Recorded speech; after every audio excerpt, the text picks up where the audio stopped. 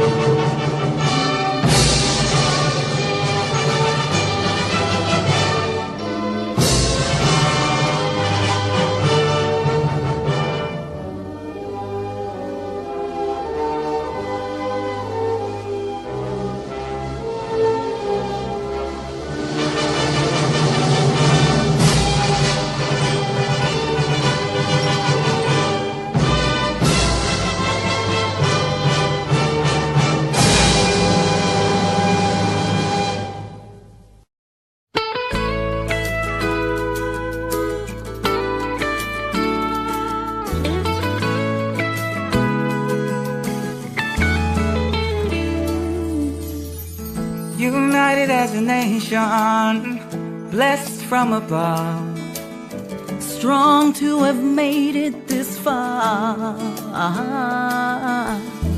unafraid of the future, surrounded by love, proud of who we are.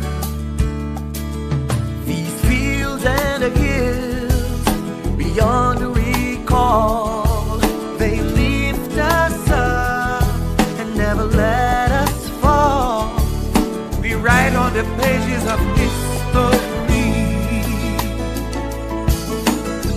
legends to legacy. We will all stand together as one. this is our land, forever, yeah, yeah, yeah. Guarded by angels, heaven on earth. This is our home,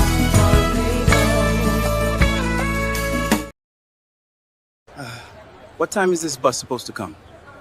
I don't know, man. It's always late.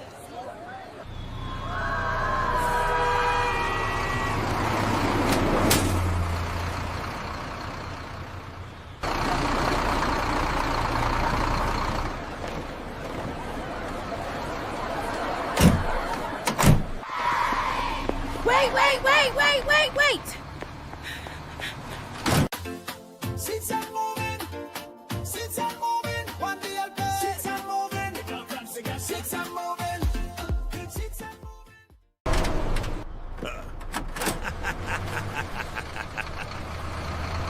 With the code, determination in mode. Young them rise up, we carry in below. Future in we hands, Barbados we see.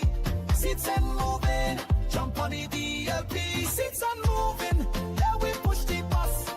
One DLP, moving on with us. I come to St. Vincent now. It was reported reliably in the media, both here and in St. Vincent, that 5 Barbadians, 5 or 6? 5. Dressed in red shirts, landed in St. Vincent this week. Lot of stories, but it ain't as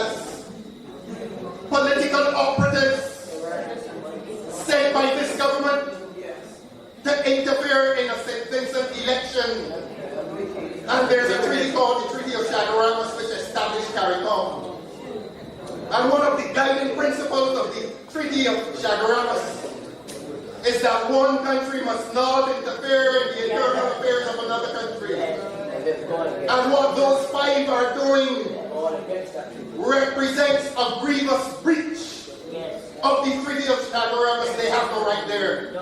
And they ought to be sent back to Barbados. And I say to the Vincentians, do not do business with them.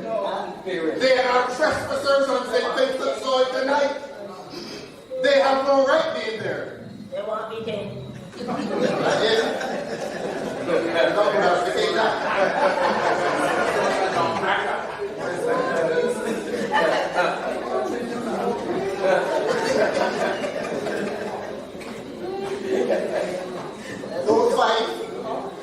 Those five are political trespassers on the St. Vincent soil tonight. Yes. And those 5 sent as they have been by the Barbados Labour Party are there in breach of the Treaty of Chaguaramas, which says that a country such as St. Vincent has a sovereign right to conduct an election without interference from any other country in this region and without any interference by this Barbados government. They need to be back. They need to be back home tomorrow morning. Suspended from work. And if the Barbados government has sent them there, the Barbados government has committed an offense against the people of St. Vincent by sending them into St. Vincent to interfere in the election. What is their business there? But you know, a few months ago, we in this country were told about the Freedom of Movement initiative. That people from 4 countries, Barbados, Belize, Dominica, and I have to so on for that, and St. Vincent. And this government, this Barbados government, hastened that process to the Parliament. Indeed, what they did, they implemented freedom of movement before the Parliament had passed the law. So the Freedom of Movement initiative was implemented illegally, in breach of the Constitution. But they were in such a rush they needed to do it. And when they went to Parliament, they backdated it to October 1st. In recognition and acknowledgement that what they were doing was illegal. Do you consider it an accident? Any accident that 2 of the parties to that Freedom of Movement initiative were Barbados and St. Vincent. That freedom of movement was to be allowed between these 2 countries on the threshold of an election. But as they say, 2 and 2 together. The plan was that there should be mutual interference by operatives of St. Vincent, one particular party, and I'm not going to say which one, that is their business. But our business is here. And this Barbados Labour Party is now party to an agreement between this country and St. Vincent that facilitates interference in the elections of St. Vincent. I say again, those 5 are political trespassers. They need to be back home tomorrow. In the nation, but look how high she flying now. Is she a prime minister or a pilot? Action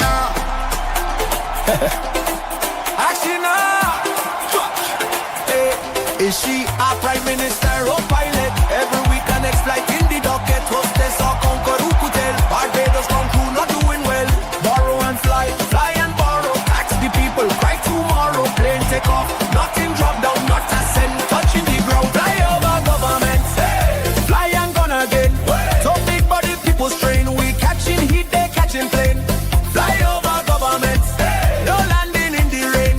Fly over government, hey. Them up high we remain. Yeah. Every time we talk, we hush. Next thing plane ride, do whoosh. Making airline. Ladies and gentlemen, this is your captain borrowing again. Fly over government. Fly over government.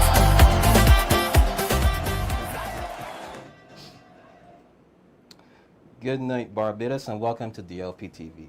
Honest Voices for the People. I am your host, Damien Fanus, and tonight we are diving into an uplifting conversation under the theme, Progressive Young Men Making a Difference. Across Barbados, young men are stepping forward as leaders in finance, business, content creation, entertainment, community service, and now politics. Tonight, we are bringing some of these powerful voices together for a real, honest, interactive discussion about their lives, their purpose, their challenges, and the future they want to build for this country. And we have a very stacked panel of, what should I say, talented, industrious young men. So, from my right, let me first introduce you to our first panelist. I call your name is Renub. Yes, Renub Massiah. Renub Massiah. No, Renub Massiah, thank you for joining us. It's a pleasure. He is a DJ plug, singer, songwriter, and an announcer on 98.1. Yes, please. Thank you very much for joining No us. problem, any day. All right, to his right, we have Ramon Goodman, financial advisor and candidate for St. Andrew. Good night, viewers. Fellas, good night. Sure. That's Right, love. and to his right is trade DJ regular Lashley, a creative professional DJ, singer, and also a songwriter. Correct. Good night, Barbados. All right, welcome. And to his right, and this man needs no introduction, we all know Rowe, financial advisor, entrepreneur, and candidate for the city of Bridgetown. Good night, Good Dale. evening, everyone. Good evening, Damien. Good evening, Panelists. And finally, to his right, Jamal Sandiford, who is also a content creator in his right and candidate for St. Michael Northeast. Good evening, everyone. It's always a pleasure to be here. So, gentlemen, it's good to see all of you. It's a staff coach tonight, and I believe that this will be a very interactive and very interesting discussion. So I'm going to start off the juggling. You up first, Jamal. Know that you are a candidate for your prospective constituency. Tell us about your journey getting there. My journey getting there starts about 3 years ago, going 4 years ago. It was around the last general elections. I was with the previous candidate, Damien Griffith. As we went around canvassing, I noticed that they just felt so hurt. Barbados just so hurt in this particular constituency. And it's funny enough that this constituency is currently held and has for the past 30 or more years held by the Prime Minister. And as you were going to these people's houses, some people curse at people, you know, some people get out bad. They want to say everything everybody do to be up front of you. And that kind of thing would have turned people away from being a politician. But it actually made me feel like, no, I have to do something about this. People too hurt. And where I saw people complaining and cursing and getting out bad, I saw people that were hurt and need of help. So I decided I can step up. I decided that I gotta do something about this. I can't feel comfortable knowing that people go sleep in the gallery because they don't actually have a house to live in.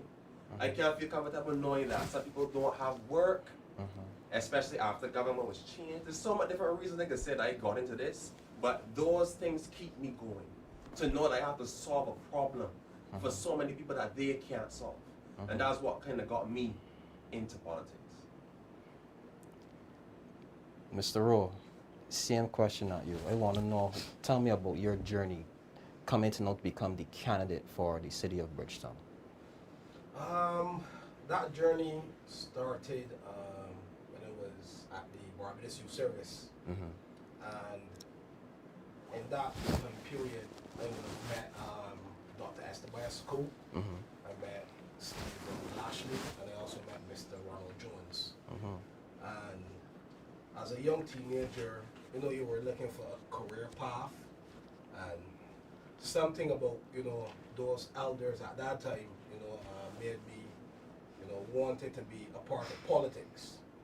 And then I graduated as valedictorian, and my first ever email address was the Honorable Dale Hundley Rowe. At 16 years old, yeah, my first ever email address. I love that. You know, because I then became a bit obsessed over politics and what they do. And then when I started to dig a bit more, as it relates to, the founder, which is the right excellent Aaron Walton Barrow. Those stories, really inspired me to want to give my life and want to contribute to serving people. So really and truly, that's how my journey started. So then after valedictorian, I went on with NCSA. I did some motivational presentations to different secondary schools, and it helped me to build some self-confidence in public speaking, and it then gave me a different perspective because we all experience challenges, but we then also have to remember there are other persons that are experiencing challenges, and how we as an individual could contribute to the society where we could, create programs that can help, a diverse amount of people. So basically, from the youth service. All right. So, do I call you Trey, DJ Regular, Mr. Lashley? How would you like to be addressed? Probably will call with Tom, so all right, I'm going to start off with Trey. Trey, tell us a little about yourself. Who are you? Where did you start? What shaped your passion for serving, I guess, the community through what you do, right? And how did you get there? Well, my story is like any other person that probably coming up. I love for music. Also because I wasn't always a DJ. You know what I mean? Growing up, I just love music.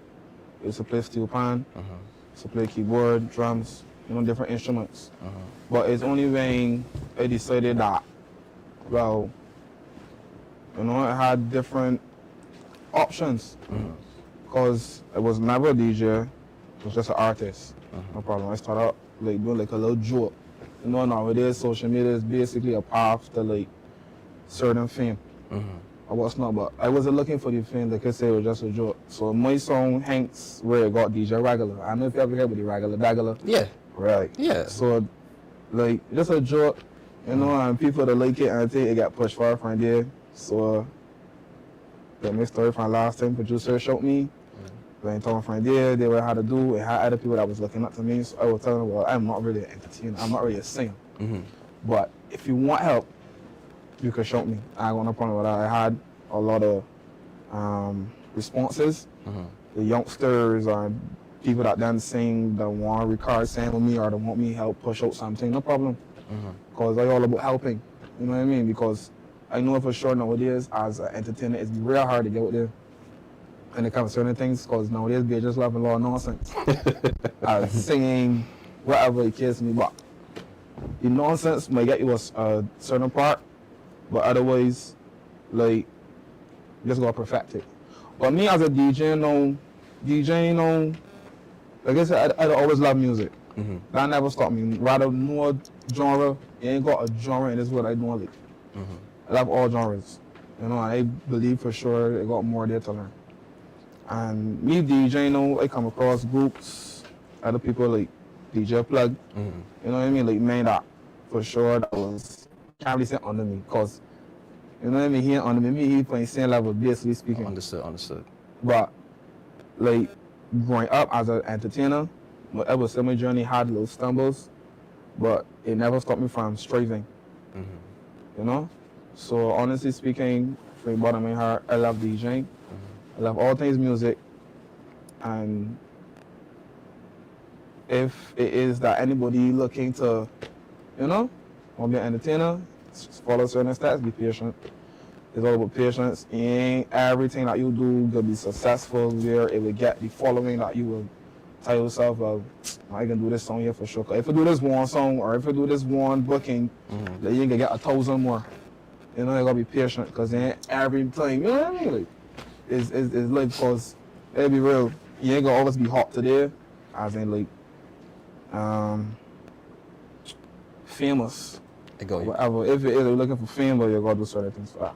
You're looking for money, you know what I'm saying? You gotta do certain things for that too, but everything that you're doing in life is be nothing but a stepping stone, you know what I mean? That necessary steps, be patient, and get you the stress, you know what I mean? Just get you the stress, because stress will be there forever.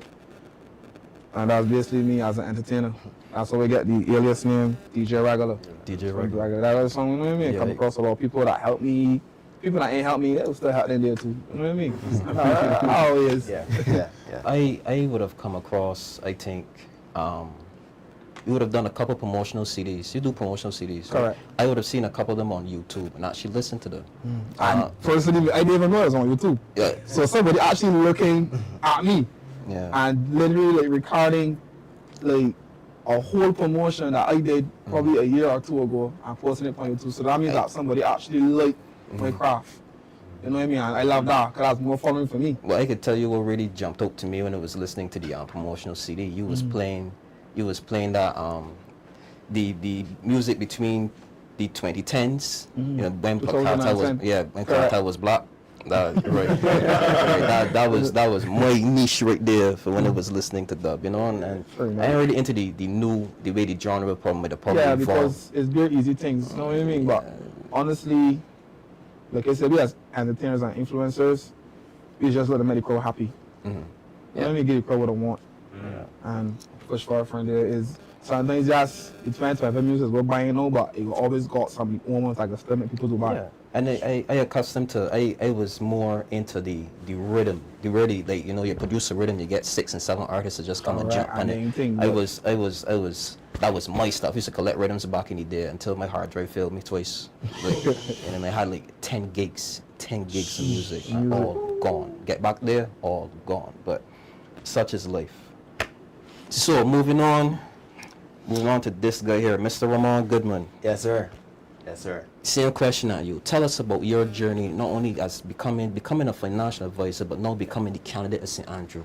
You know, the funny thing is, and as I reminisce, it's looking as though destiny brought me here. That's a very powerful word, Ramon. Yes, destiny. I started off, and I must say this, most of my career, I've been dealing with humans, dealing with people, building relationships and assisting people all my life. I started off as a billing clerk at an establishment. Obviously, I wouldn't name the establishment. I had to interact with people. Then I went into insurance. I had to interact with people. I built so many relationships whilst obviously being in insurance. So many relationships. Every single day, I would interact with someone. You know what? I would take the number, and then we would have built a relationship. Sometimes they would call me on the off or message me on the off, and you know, they would confide in me, you know. So I have always been building those type of relationships. Every single career opportunity I would have gained and I would have gotten, building relationships and assisting people. After insurance, my position at a particular insurance company that was made redundant. I was off for a year and a half, and I was a silent investor in a bar, but I will name the bar, Rat Shack, that is in Orange Hill. I would name the bar, right? And the owner actually went away for a little while, and I managed the bar for a little while. And I always found that some of the youngsters would come around the bar in Orange Hill, and you know, they would confide in me as well too, right? They would confide in me. Yes, of course. And I must say, it is in my constituency as well too. St. Andrew constituency. Yes, let me just say that. Yes. Thank you. Yes, of course, right? And they would come around the bar, and they would actually mention, you know what? Once upon a time, this constituency, this area, was a hive of activity. But now, there isn't anything that's going on. You know, there wasn't anything that's going on. And they would do that, and I found, you know what, I listened to them, and I said, you know, I can listen, you know. I can listen, and I can serve. But the first thing you need to do is listen, right? And I find we in the political arena, we don't do enough of this. We do a lot of that, you know, and the people really need someone to listen to. So, for me, it's about service. It's about service to the people, right? And listening. And again, as I will say, and I will continue to say, building those relationships with people and finding solutions for their challenges. So, looking back, this is what I was destined to do, to serve the people, to listen, to serve, and obviously by extension, find solutions for the people. So you're running away with St. Andrew? Yes, please. Yes, please. The St. Andrew constituency. Yes, please. So, And sorry, good night to the people of the St. Andrew constituency. all right. Thank you very much.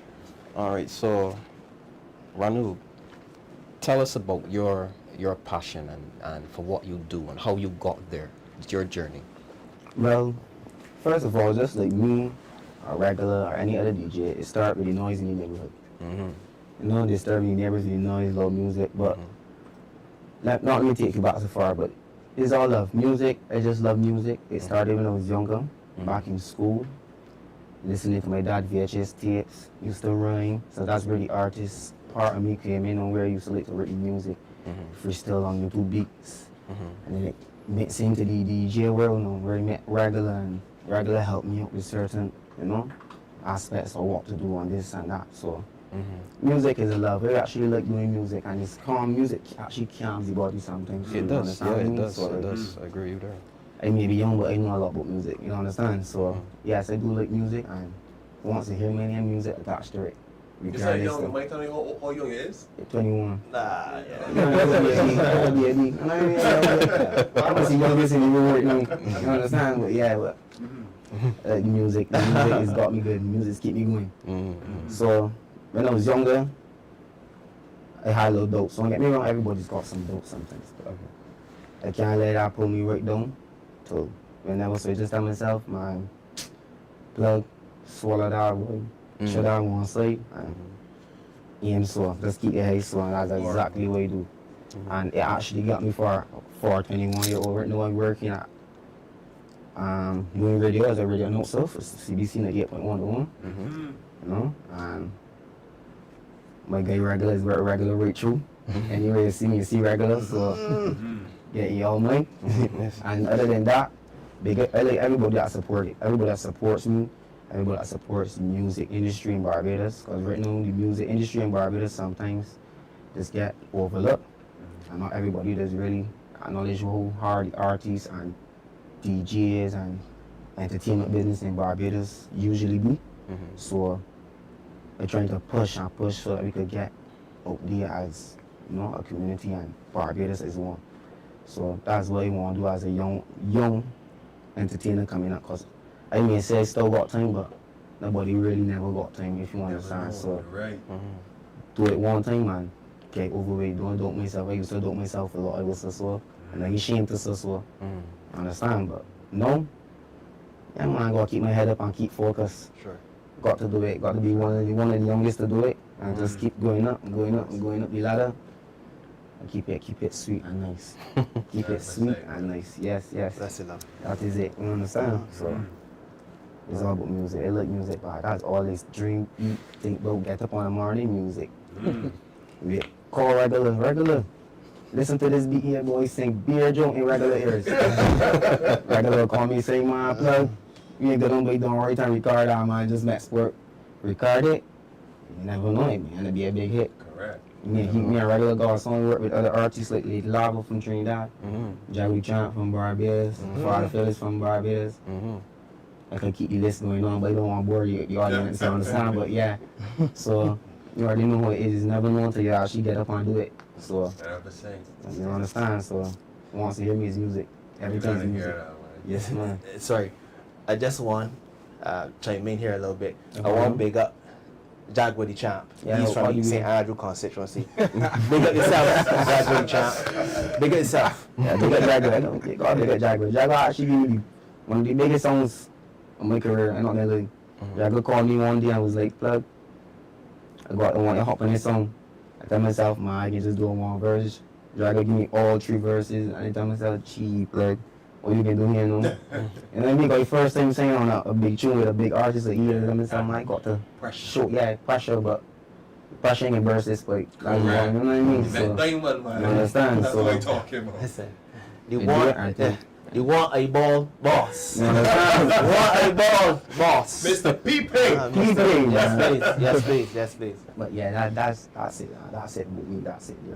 Right. I like this energy. Yeah, man. So, in getting to know all of you now, let's really sit down and get to the meat of the bones. Because, as Jamal would have said, pressure makes diamonds. So they know that all of you, as in your respective areas, in politics, content creation, you know, entertainment, financial advisor, you would have had challenges, because obviously to get where you are, it wasn't an easy path. True. So I want to explore the challenges that are specific to your particular professions, and for you to expound on them and let us know what it is that you face and how you overcome them. I can start with you, Dale. Let me know about the challenges that you would have faced. All right. My journey as it relates to handling challenges, I would say my first ever major challenge that either tainted me in a good way or tainted me in a bad way would have been when I came third at inter-school sports. When I came third at inter-school sports, I took home the trophy. And I was like, yeah, mommy, I came third. And my mom took that trophy and pelted it straight through the door. What? I said, don't bring that in my house. Grimy boy. 3 is not a winner and 2 nobody remembers. So that was my first challenge. And then, you know, I was so upset. So my second form, the following year, I came first in every race. Because 3 is not a winner, 2 nobody remembers. And when I took home, I remember I went home and I was like so excited. Yeah, mommy, I here now. I got a gold medal now. He said, man, you barely really race, man. You like came back all the time. So that was my first challenge, and it then created my mindset that everything in life, you will have a challenge. But do I crumble under that challenge or do I overcome that challenge? So anything that I do, I put my best foot forward, and I only expect to win. Because again, from 11 years old, 3 is not a winner, 2 nobody remembers. When I moved on from secondary school and I went to youth service, I had to graduate as the valedictorian, which is #1. And I graduated as the #1. Then when I went into employment, I every post, every position I had, I won employee of the month, agent of the month, I won perfect attendance. So I won a lot of things in the arena as it relates to the world of work, and that helped mold my mindset. So when I see a challenge, I look at the silver lining, because it is a reason why I have this challenge. So as opposed to crumbling, why me, Lord? I just ask, I glad this is me, what is the way? And when I talk to the master and the creator, I find the solution, and that immediate problem end up pushing me closer to recognizing how much potential I have, and the things that I managed to unlock while I overcome that challenge. So we always but challenges. One of the challenges we brought as a financial advisor is basically persons start a policy within a month or 2, start paying the premium. Then within 3-4 months later, you go claw back. So, you know, there's a challenge all advisors go through. You know, at the end of the day, we're going to look at the economy. Some persons might have a challenge that pop up, you don't know. So how do I get past that? Just sell more insurance. You know, so that is one challenge. Right now, the challenge in Barbados is the cost of living, because so many young people hungry, and that is the current challenge that I am faced with as a young candidate. And this is not only in the city, because I maneuver all over Barbados, and I see persons express, you know, their current financial situation. You know, there are some people that making $300 a week and paying $250 in rent, and that don't include bus fare. So how are these persons actually eating? You know, when I maneuver Barbados, we see young children at the age of 6 and 7 with a pack of corn curls in the morning and a red buster. So that just showed me that, you know, those parents had to be in a serious financial struggle, that the only thing that they could afford is a corn curl for $1. So the current challenge is trying to create a program that I could assist persons as it relates to, you know, food. And getting something to eat. Underemployment is another issue. You know, so many young people underemployed.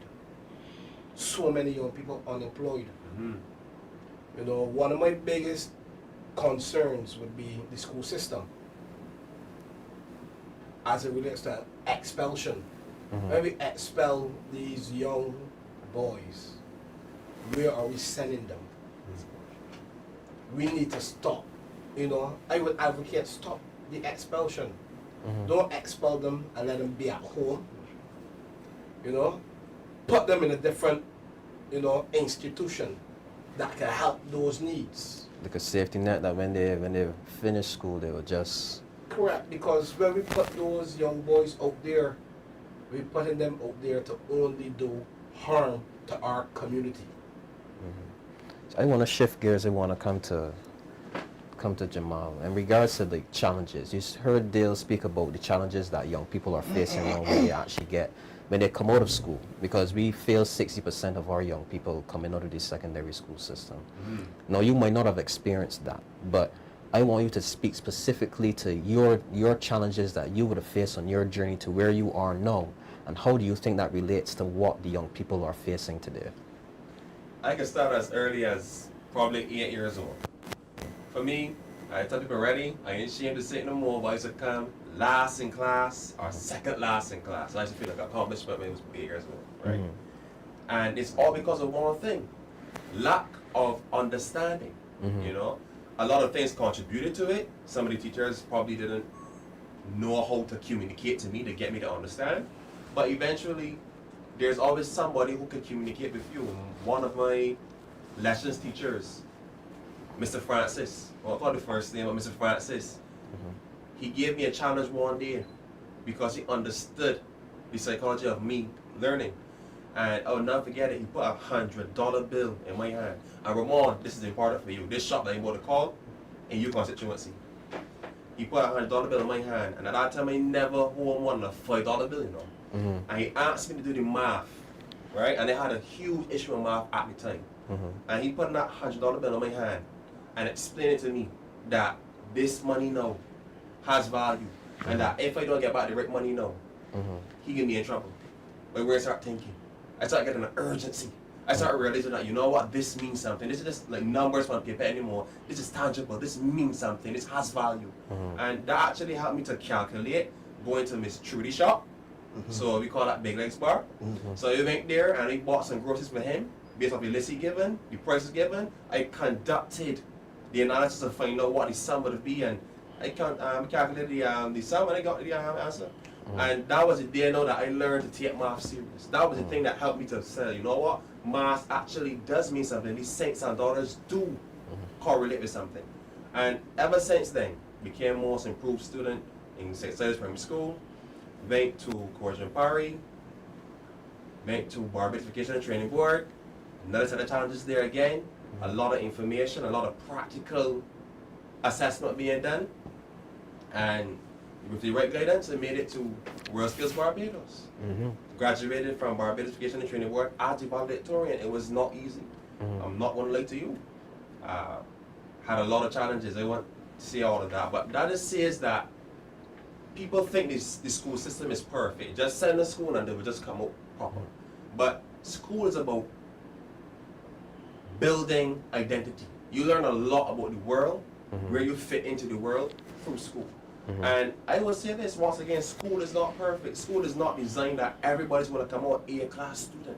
True. Because they have a curriculum set in such a way that everybody's supposed to just follow this. And they hope that, you know, you'll be able to fit into society. But to me, that's not the case. You really have to try. For me, I wasn't the easiest learner. It took me years, you know, and sometimes you need a little bit. Sometimes you need something that could help this student that stressed, feeling they can't get it, find the smallest thing for them to accept. And then just compound on that. Slowly but surely, you know, small bites to your cleaning plate. You know, that's what we see when it comes to overcoming challenges. Everything is not easy. In the constituency, you know, in politics, no. Some of the challenges that you face are that you don't have the most money in the world. And people are so depressed because who's supposed to have the budget? Who's supposed to have the authority? Who's supposed to have the commitment to service, to dealing with their issues, aren't dealing with it? So when they see you, what do we think that's a mind? Man, you like all the rest. You know, no boy don't do nothing for me. Man, you wanna come and call election time? You know, all them things here because these people feel like they're deprived of access, they're deprived of opportunity.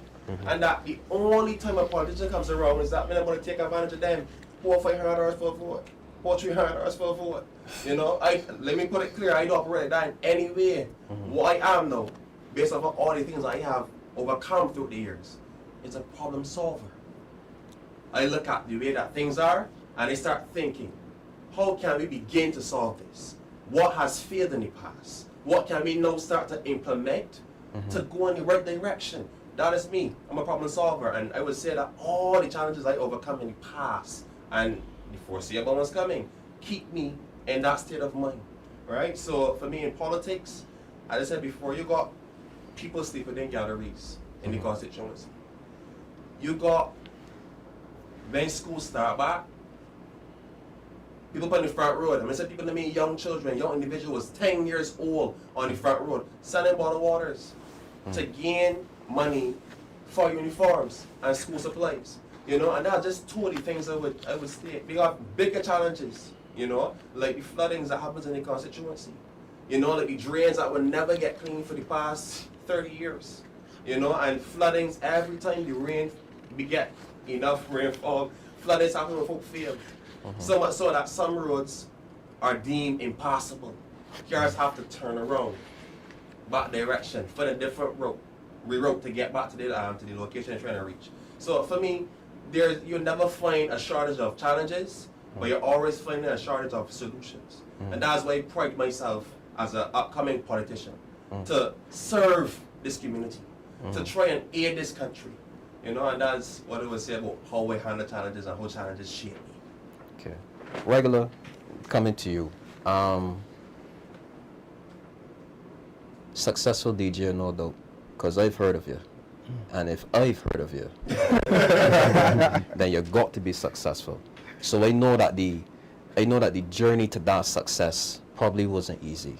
Articulate for me the type of challenges you would have faced getting to where you are now.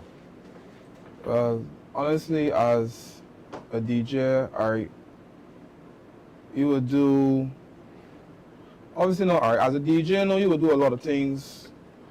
How do you say? You would do a lot of things for free. No problem.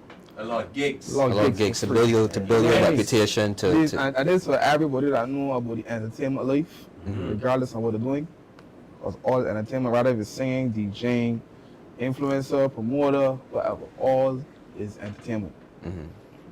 Now, personally, me, the struggles is basically like is the doubts. Because you as a DJ, you got a booking. For sure now, all the necessary things you will bring your controller, your laptop, what's no problem. You will tell yourself everything governed, everything good. No problem when you get to the event now. For the timing like you're supposed to get there. Now you have to wait because this man came here, he hasn't played as yet. No problem. Then when it's your turn now, something like goes down. Like, you know, obviously you're out. People just do a lot of like fighting and all type of thing. This happens. It happens. That's normal. Yeah. But they know it will either cause the party to shut down. So not only that I waste time on getting haircut and all that there. Spend money too. Spend money to get up the road. Fuel costs, transportation, clothes. Also, got look at all this. Haircut, hair flap, outfit. All that's money, you know what I mean? And I come out of my money that I spend per time. So I tell myself, right, spend a little 100, spend a little 150. Come here, make body 150 or even more. And honestly, dealing with that 25, it don't happen all the time because there are successes. But it never once put me down because honestly, I'm young. You know, the people that always come and tell, well, you're young, you got a lot to learn. And it's true. I do have a lot to learn. But patience will be so hard when it comes to me. Anybody that know me, I'm very impatient. I just can't wait too long for food. I just can't get that do at all. Like all of today, I tell myself, I tell give me the time, it's a deal, boy. I know that word I hear by Max and this line long, boy. I'm like, go call the producer and let him know that. Like, he hungry, you know? But, like, honestly, like, being a DJ, though, it's got twists and turns as normal for anything you do in life. It can got twists and turns. You can't expect to live and not got twists and turns. You actually ain't gonna be looking for them because it's kind of unexpectedly. And that's be the tricky part. But it's how you handle them. I mean, how others handle them, like I say, it's the music, it's be the response. Cause when certain things happen, they can be like, you, a regular boy, I saw that. They say, have fun, boy, you would have known, shouting here, but what you going on? I got to say here next week. No problem, buddy, what do you want me to get there? Was the price? And I still good, I still happy. You know what I mean? That people will still look up to me and be like, my regular, I like how you play. I like how you deal with the situation. Cause it got a lot of entertainers that will be as humble and as patient. Cause patience is a very, like, it's a hasty word. When people hear patience, people tell some man, look, I want me to wait for this, want me to wait for that, and I'm going to like to wait. You know what I mean? Nowadays for greatness. You can't be great and not go through struggles is impossible. Yeah. You can't want to be the best and not go through the worst. You have to. You can't expect to come up the same state right every minute and not stub your toe. You have to. It can heal and it can get better for sure. I'm stealing that. Can't be the best and not worst. Can't be the no. Can't be the best and not go through the worst. I don't go through the worst. Not go through the worst. That is so stolen. You know, and being a DJ is got perks for sure. You know, it's got a lot of opportunities, and I'm grateful. You know, I got to give up. I got to be at home, sitting home, doing nothing, or probably doing crap, whatever. Losing my mind. I feel you there. You know what I mean? Like, you got family, you're human, everybody know you're living in Barbados. You're getting older, you're gonna get other responsibilities. So if you're saying as DJing as a career where you want, nothing wrong with a career being a DJ, but if it's not as active as certain DJs that have work every week, popular ones, it's best not to give up, but cut it down. When I mean by cut it down, I mean stop DJing. I mean cut it down in a real like, go look for work, do your craft, look for it and just keep pushing on from there. You know what I mean? I know it got so much DJs, so much entertainers in this world that none of you are here about that got some potential and talent, but them don't get the push. And that's why personally I here for that. You know, and because I know how it feels not to be seen as what you want the people, as how you want somebody to see you. You know, like what you feel you worth. You worth, correct. So like, I would look up to me and I would be so surprised. Like, we were looking up to me. I used to sing a lot of nonsense. So what are you looking up to me? Where is it to look up to? And I like how you deal with certain things. I like how you DJ, all type of thing, no problem. So what is you want to learn from me? I was sitting down, I would have conversations with different people. They had some youngster that was coming up around me. Every time, no, plug notice here too. Every time I get work, and I can see that this is a steadfast mindset, like, yo, regular, I gonna wait back for this year, and that. I ain't gonna take all the work. I just break it down with people with me all the time. Coordinate. It's not only he, it's got other DJs that be around me too. I just break down all the work. Deal with Ramon could tell you so. I don't keep my work to myself because I personally know that we young. I like I told her from before. You know what I mean? From the last time I wasn't here, is that the people at the top ain't gonna always be there. True. And that's a fact. You understand? So like, we young coming out, I had, it was one person that called me. I know if y'all know who's Bright Fruit. DJ Bright Fruit. boy. Good. I was on this cruise. It was a night. This was track language, right? With a couple of promoters and everything. All Bright Fruit said, I don't know if anybody else here, but all Bright Fruit said, my look, when I don't know what I'm doing here, I said, what do you mean by that? One is the future, big man. When I don't even know. One is the future. Because everybody know about the biggest entertainers in BIM. You know, for sure, and I could call them Full Clip. Surf Rock, for sure. Right. Who don't know Surf Rock? Jig with the Champ. Many others, Jerry Dan. We got Freedom Songs. You know what I mean? All them there. And then people that the youngsters will look up to. Yeah. But honestly, no, with a lot of like time consumption on their plate, they may be able to teach everybody. True. But we know as the youngsters, we's basically like the second hand. Coming up, second generation of DJs. Next in Got line. Mastermind, got Tony, got the regular dagger, got Master Plug. They got a lot of DJs coming up, but the consumption, you know what I mean? And I personally, I don't want a problem teaching people how to do what I learned, because nobody didn't teach me basically speaking. The only thing that somebody taught me was how to like mic. I got a stuttering problem. I started so bad. Yeah. But yeah. Yeah, but no, I master it. No, yeah, I master it. No, because like, but he can tell you for sure. Me and he does stutter buddies, but we still get on a microphone in front of us. That is amazing. The other artists, they do have the stutter as well too, but you know, they're able to control it. It's true, but not always we will get excited. Yeah. But I will step on one word for the next 2 minutes and scary mode. And it will flow over your head, yeah. We ain't got like we ain't gonna put our opening microphone. Obviously hard. If we nobody else can record this, we mistakes. Alright. But we record this one. It's just how we will laugh at one another cause I know for sure you was already there, no sir? Yeah. That's how it is. Yeah. But honestly, like I tell y'all, DJing got a lot of happy moments, a lot of good points. Yeah.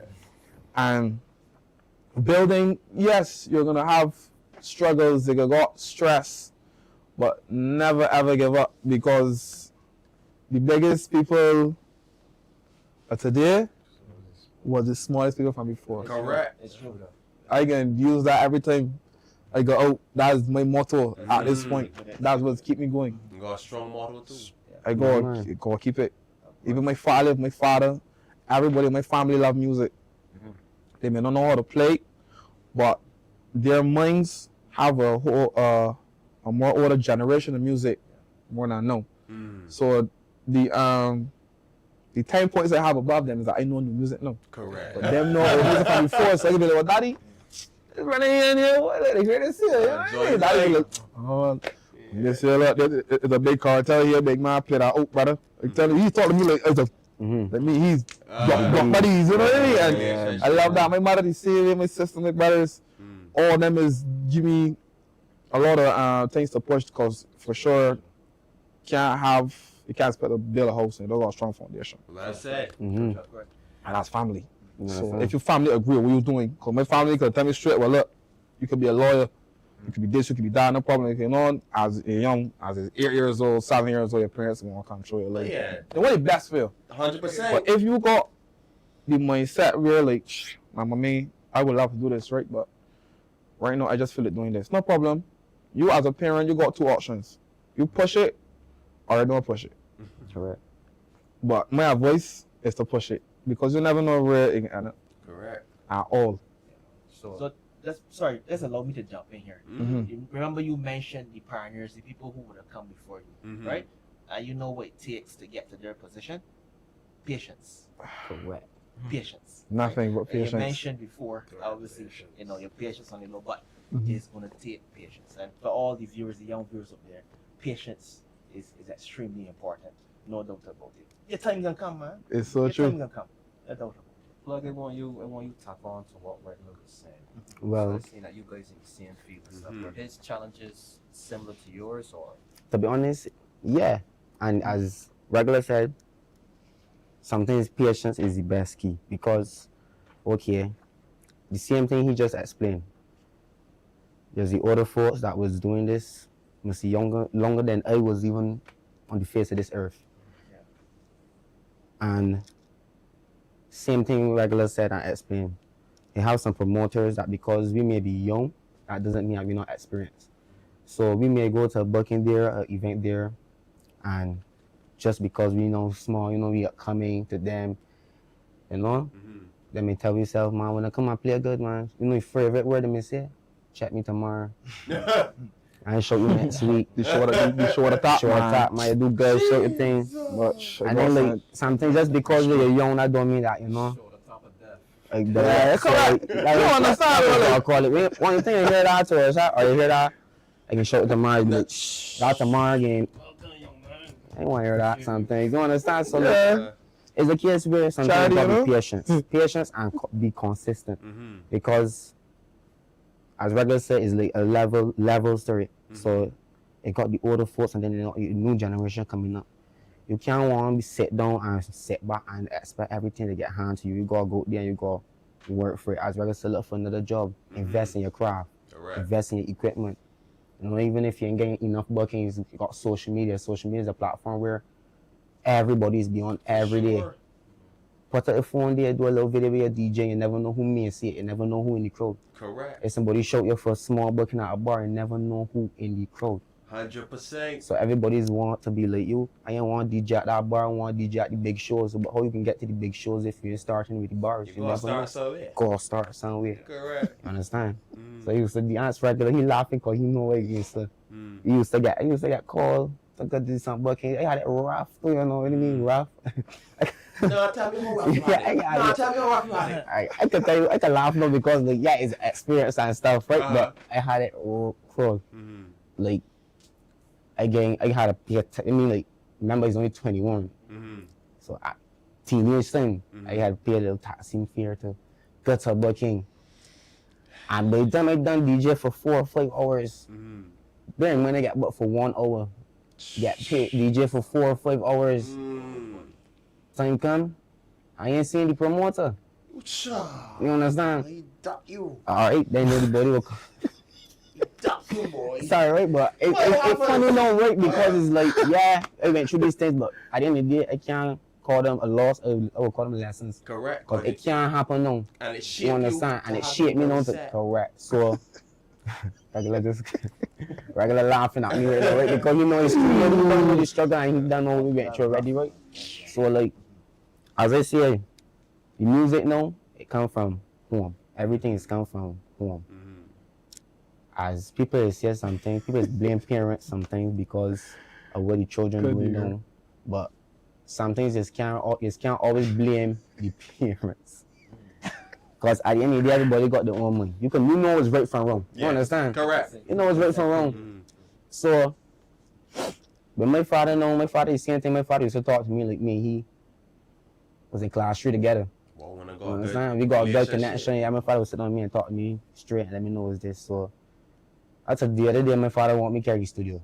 You understand? And they don't, you understand? So it's like, I used to like, listen to he doing he freestyles. He said, Daddy, I want to do that, boy.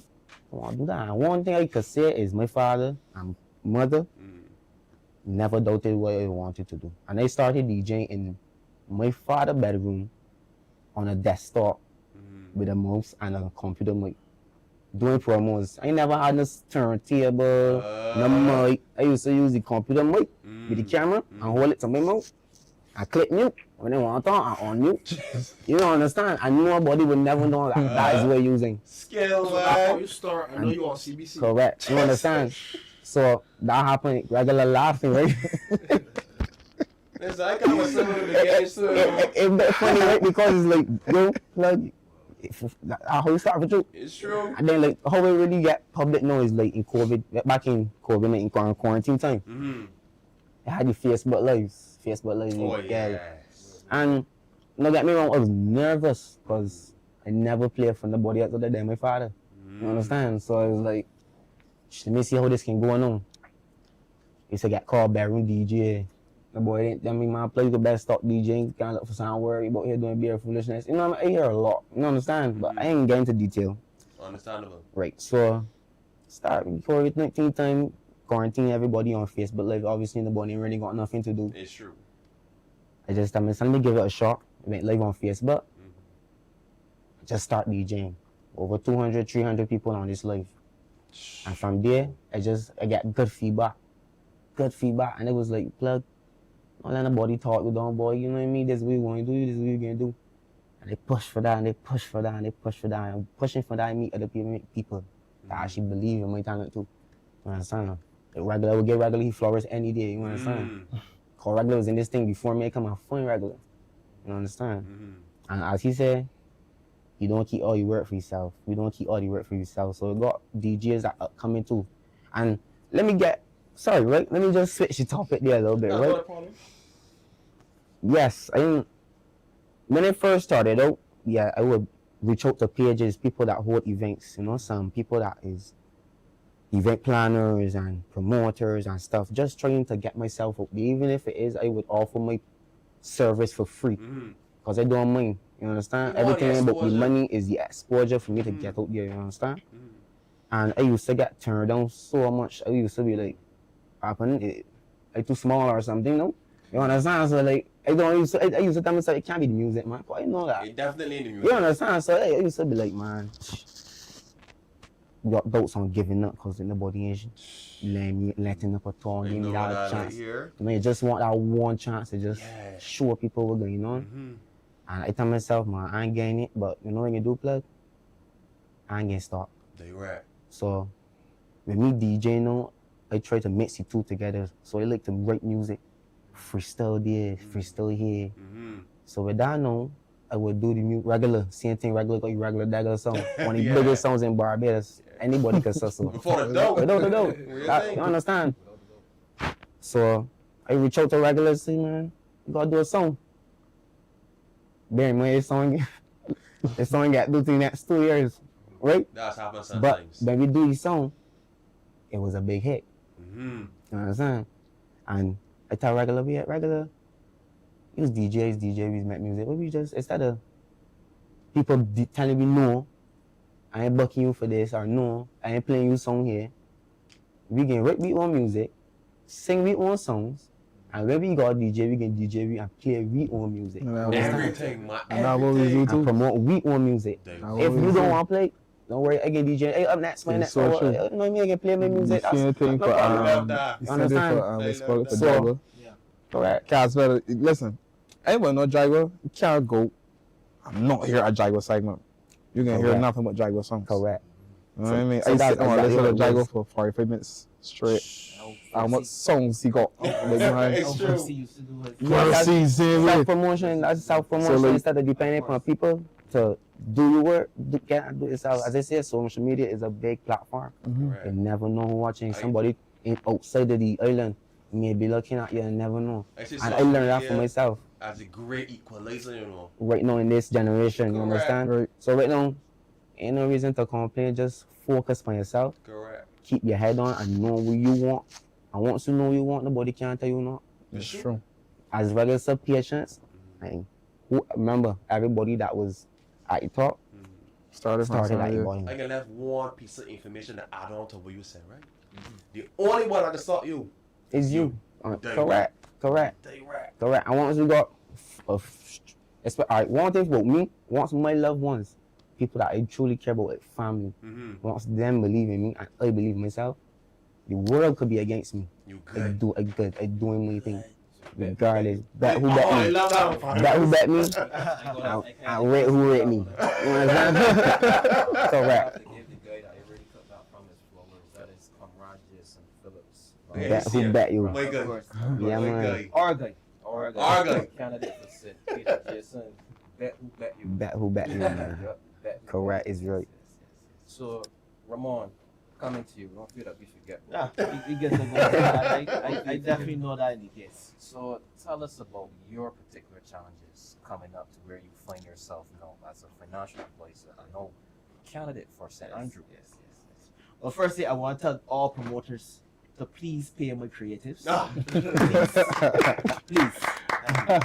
I will continue to advocate on their behalf. You heard it. Exactly that. DLP TV. Well, yeah. hold them very, very dear to my heart. I think you guys are magicians. I always say that. I say that to Jamal. I say that to everybody. You guys deserve every single thing. Flowers. Appreciate it. Appreciate it. Let me first start with that. You're a philosopher.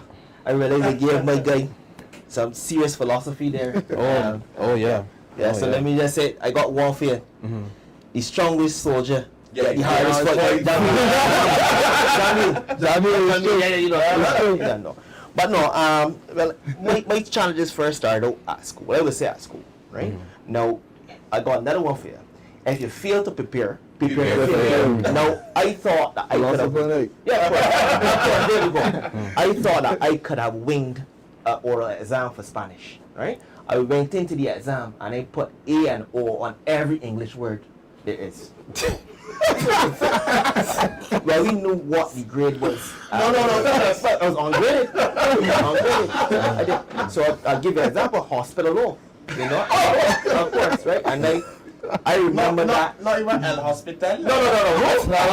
Hospital law. And the person in the oral exam, of course. The person in the oral exam. Ramon. You know, Ramon. Go ahead. No, I'm being serious. Wait. Hold on. There's no way you are going. There is just way. Bring that up. There is like way. Past that. There is I know you gotta know. You gotta slow down with time. You gotta slow down. So you said the oral Spanish exam. Oral Spanish exam. That's correct. And you put either A or O. Yes. La or O. Because there is a lot of those words in Spanish that are English and you put an A and an O. So I just did it. I went straight through the whole exam doing that. And the examiner, you know, she was trying not to, she was putting on her poker face. You know, she was trying not to show, but this guy is talking a bunch of madness here. And she was, yeah. And I knew that I didn't pass the exam. But then I saw the ungraded, said that confirmed it. But, you know, if you fail to prepare, because I think it was a bit of ego too, as well at that particular time. I can wing. You know how people cram and so forth. You know, I thought so, right? But it taught me a valuable lesson that day, in a serious way. So, young people like us who are young, you must prepare for challenges. No doubt, right? I played cricket. I played for the under 15 Barbados team. Now, I was extremely nervous as a bowler, extremely nervous as a player. Sometimes I would pick up the ball and I can't feel my fingers, you know, and I needed the fingers obviously to spin the ball because I was a leg spinner, you know, and I didn't understand what was going on at that particular time. But again, based on the fact I've gained some knowledge now as I got older, I realized, I was anxious at that particular time, right? Very nervous. I was so nervous sometimes, and introverted, I would say, that I would go on a boat ride, on a cruise, and I was so cautious of how I looked and cautious of everything around me that I would have been unable to pass through the crowd because, you know, I felt as though all eyes were on me. And I was that introverted. But I realized then, you know what? I need to get out of my box. And the way how I got out of my box was actually my career, what I do now. Well, not what I do now, what I did before. I was in claims. Something called the claims department, and in claims you must interact with people constantly, and you're going to interact with people when they are at their worst, right? When their vehicle would have just been involved in an accident, someone would have struck their vehicle, and you have to manage those emotions. You're going to get people who would have cried. You're going to get people who can swear. They're going to do all sorts of things, and you must manage it. And you know the reality of it is too. You gotta make them. Sometimes you gotta make them some promises. You know, this will happen. You know, I will get this sorted out for you. But what I find, what you must do, you must continue to update the people on what is going on. And reassure them. Of course. So one of the challenges, and I land the plane now. One of the challenges I actually faced was being nervous. Right? Being nervous. I wanted to stay in that box. But as I went through my career, constantly dealing with people, constantly building relationships, God, the Most High putting me in situations where I have to step off of my box It then I built some courage, built some courage in a serious way. And I said to myself, again, this is destiny.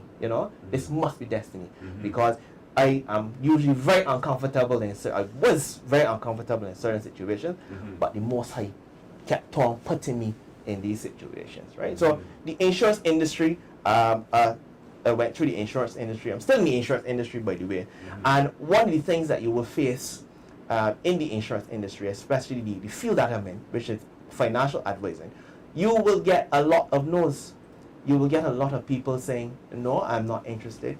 You will get a lot of people rejecting you. You will get a lot of people, you will face rejection, You will get a lot of people telling you no. And you have to brush yourself off and you have to go again.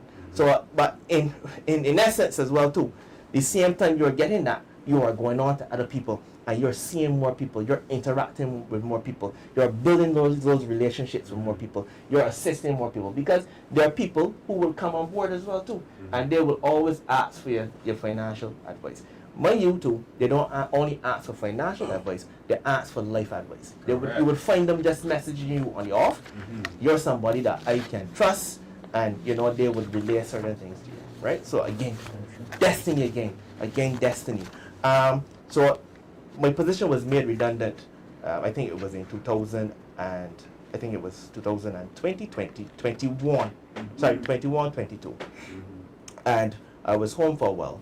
I took 6 months off, and I decided obviously to go and do some job hunting after the 6 months, right? Now, I would have applied to so many places, so many applications would have been sent out, right? Unfortunately, there wasn't much reply. So I can understand the plight of a lot of young people as well too, right? I can understand the plight, no doubt about it. So, again, that word rejection comes up. You feel rejected, you feel, that there's no hope, but you got to keep on dusting yourself off and go again. So there was that rejection, but in the meantime, God was working.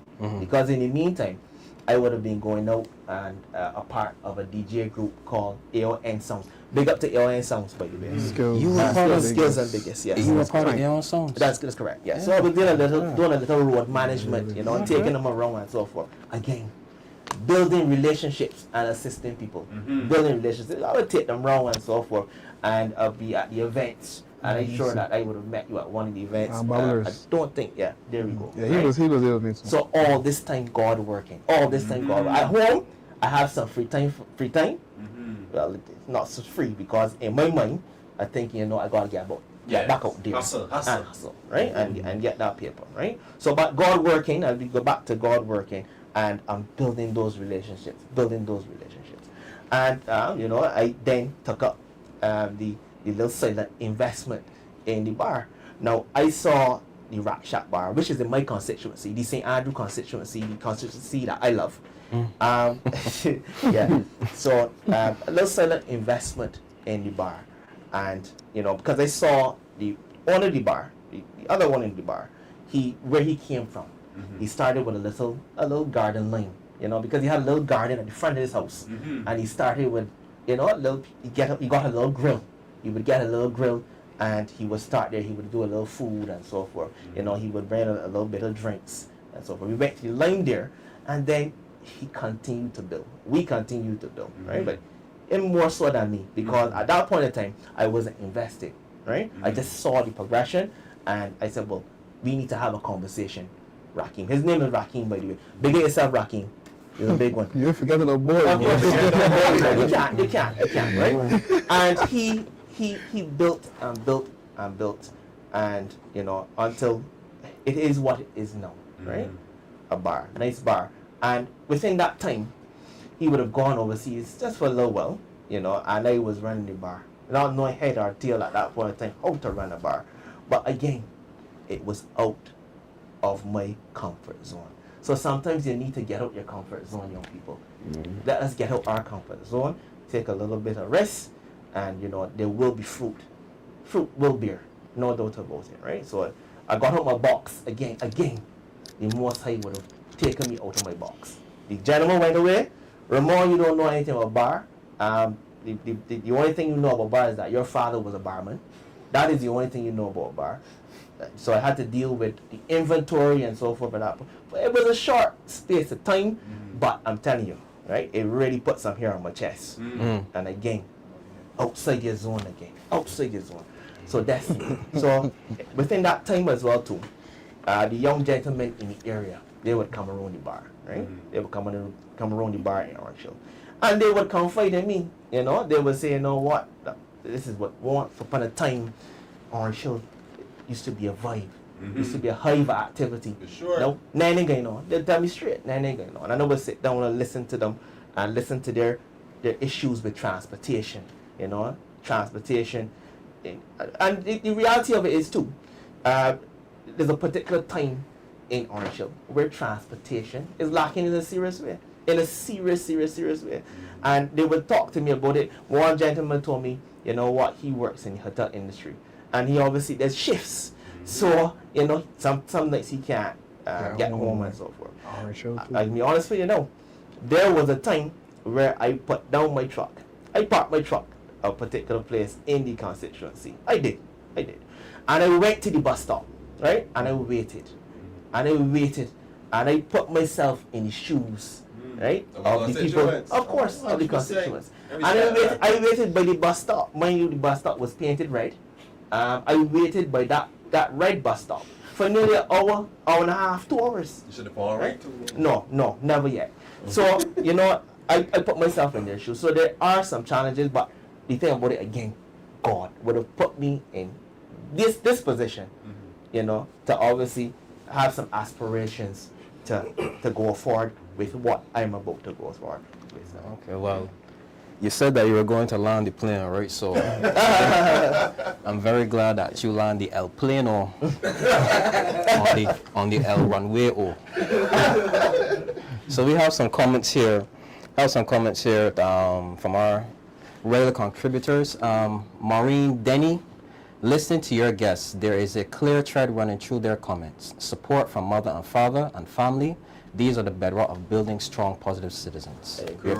We appreciate your comment, Maureen. Is there another one? Yes, from Maureen Denny again. I am an old lady. When I listen to many of our young people, like your guests, I am convinced that the future of Barbados will be in good hands. Yes. Could we read like a couple more? Could I get a couple more? Let me see. We appreciate you, Miss Danny. We appreciate you, Miss Danny, and your contribution. Let me see. From Marva M. Hunt. I am so proud of these young men. You don't have to see the whole staircase. Just take the first step. Martin Luther King. Yeah. They love it. Beautiful words from the great Martin Luther King. This is Marva again. The Dems have some very outstanding candidates, well-spoken, etc. Work hard in your constituency. Wishing you all very well. Thank you very much. Thank you very much. Thank you very much. We received that. Thank you. Let me see if I can read. Okay. All right. So, gentlemen, let's focus on the digital influence and how I guess social media and technology, AI now especially, can probably shape, you know, how to reach people in regards to your content and so on. Is it easier now with social media? Do you think more can be done in regards to, like, I guess, getting our own platforms? I'm not sure if we have a Bajan Spotify. Do we have something equivalent to Bajan Spotify? Do we? I may stand corrected, but for me, I always wondered if a government can invest in something or get some private partners on board to give us our own Bajan Spotify from music way back down to the times of Spooch, all the way back up, an entire catalog. And those artists or those estates from those persons who would have passed on, who would have put music out or content out, it'd be a way for you could just make some money, some residual money off of it. I mean, is it something that's feasible? Can we really use technology to really help our content creators to make an extra buck along the way? Can you say? I can go to you first, Degla. Yeah, I believe so, because like Corona was what really made it breakthrough for social media, because before people wasn't really relying on social media to know about certain things. You know, but after Corona, you know, everybody being inside, nobody not really got into it. The only people that working was the essential workers, nobody else. So the only thing that influence could do was get out of your bed, do a little content, what's not, push it out there. If it's funny, if it's sporty, it can be shared around. The same way. Some things be positive in terms of like, yeah, it's not only about the jokes, it's about the seriousness too. Because if it is, you know, you got different people like right now. Yeah, live. The live is at 330. It's people at home right now watching me live on there, rather if it's from overseas or here. So I would say social media is a breakthrough for not only entertainment but for everybody. Depends on what you're doing. Obviously, you know, we as entertainers, we got our own audience, you know, than y'all and candidates for sure. So I know for sure if it is like y'all had to join in, if all we had to come together, you know, in between influencers, more Democrats, whatever the case is, they would tune in for sure. Because these youngsters, we know about certain things and y'all know more than us. And for sure, we know things that y'all know, and y'all know things that we don't know. To some extent, yeah. But we want to listen to the things that you know, though. Right. We want to listen. We don't just want to talk all the time. We want to listen first. You know? So well, that is important. Social media, though, to me, is a good breakthrough, to be honest, because if you got a good following on IG or any social media platform, like the same Spotify, all those things are social media stuff. So I guess if you build, you got your own audience for sure. People want to know where to contact you. People want to know how to get through to you. If it is, I don't want to extend some certain concerns or what's not. Or anything at all. Yes, don't get me wrong, use one person, they can't answer everybody. But that's to for sure know you're building. Because everybody trying to get at you to see what it is you have to offer. So if people actually have to sit down and take the time to go through your social media platforms, it will for sure burst with again. It will be global, international, Caribbean stuff, whatever. You know? It will reach certain parts. So like Instagram now and Facebook. Before I know for sure when I was younger, but it wasn't really paying attention to IG. Right? Facebook was always a big thing. Facebook never died. You know, or they was upgraded. But no, I don't know if you all realize that when you all go on Facebook, they got something called the Meta app, which is be like to the bottom of your Facebook icon as soon as you hit it. That's Facebook and Instagram combined now. So basically, now, if you post something on Instagram now, Facebook can get it. Same way goes for Facebook. So now, if you got a good following, now, you don't really got to do as much as you used to. You just go make one post and it's circulate all over. Once you know how to push it. And also now in social media now, you obviously they spend money to get money. You want to push up your things, spend a little, well, $10 or what's not, US monthly, whatever, push out not only in Barbados but worldwide or in the Caribbean. Sponsored posts. Correct. Right. So when you do that there now and people tapping in now, this is where we as entertainers, this is where bookings is coming. This is where different people from overseas will see for sure it. We're really getting on with this youngster here. I let this man craft. Increase the awareness. And I wouldn't even know this person. This buddy could got about 1,000 followers. But then as an entertainer now, everybody looking for the 12,000 or the 30,000, what's not. But this brother got 1,000 followers, got promotion gigs, just do a lot of promotions overseas. And I reach out to you once it's serious, get your passport, your application, you fly over there. Correct. You're only making money, you get accommodations, all type of thing. So I know social media for sure as a youngster, and in my era, is a promotion for us as influencers for sure. I can tell you so for a fact. You know what I mean? 1 minute, depends on what you're doing too, people will tune in.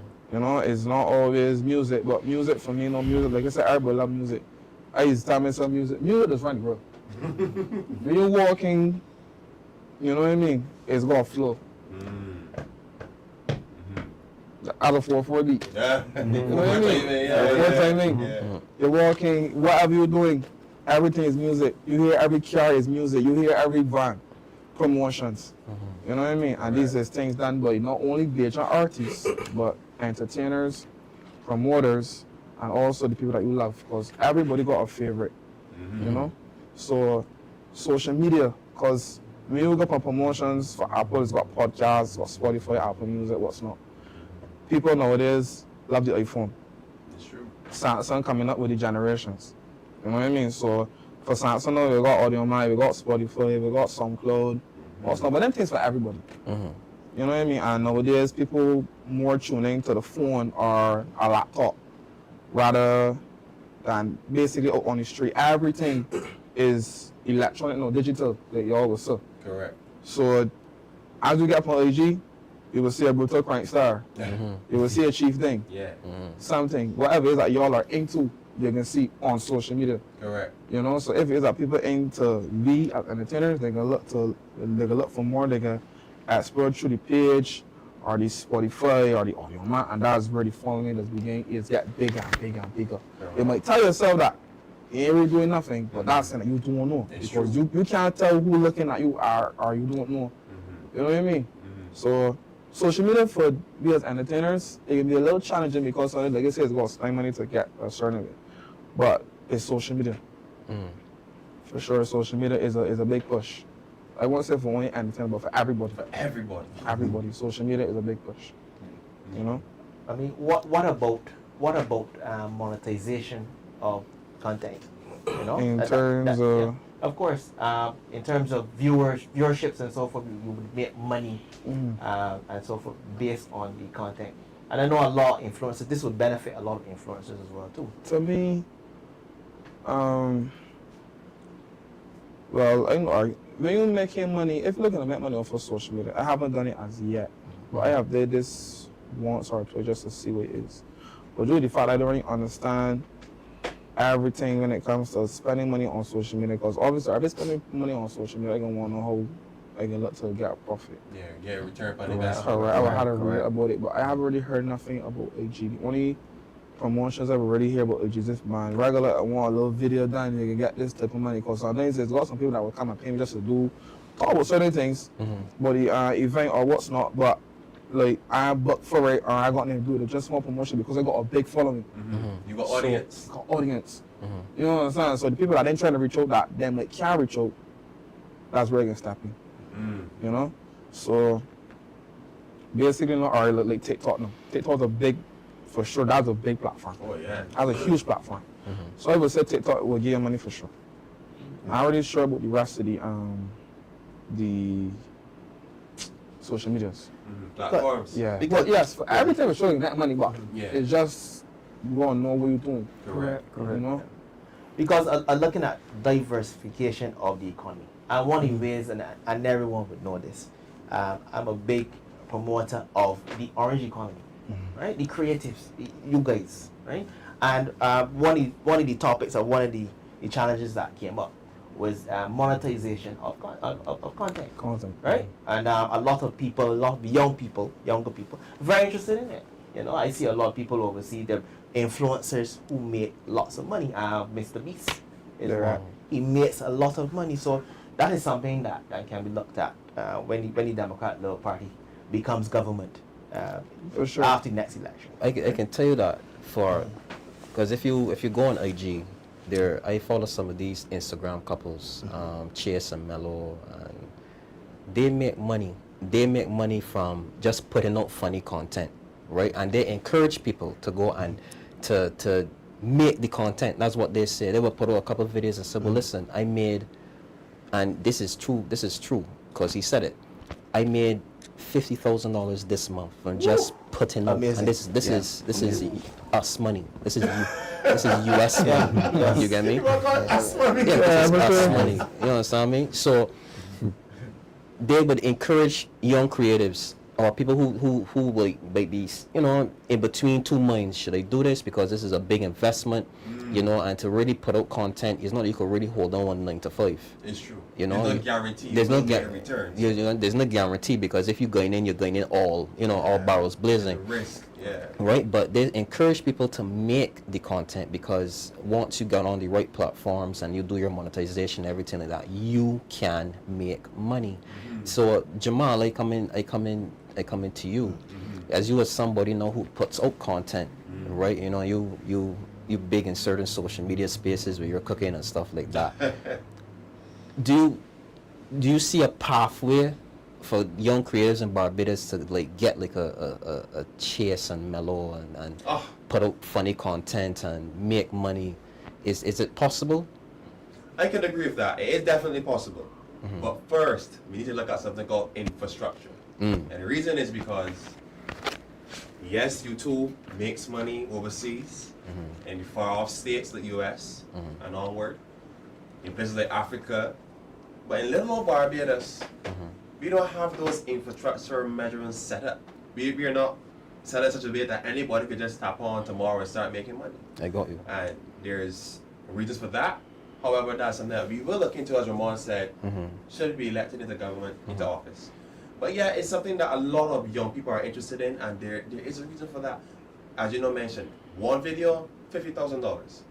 Who wouldn't want that? You know, we live in something called a money crisis. I don't want to call it cost of living anymore. It's a money crisis out here. You know? So, yeah, that would really help this economy.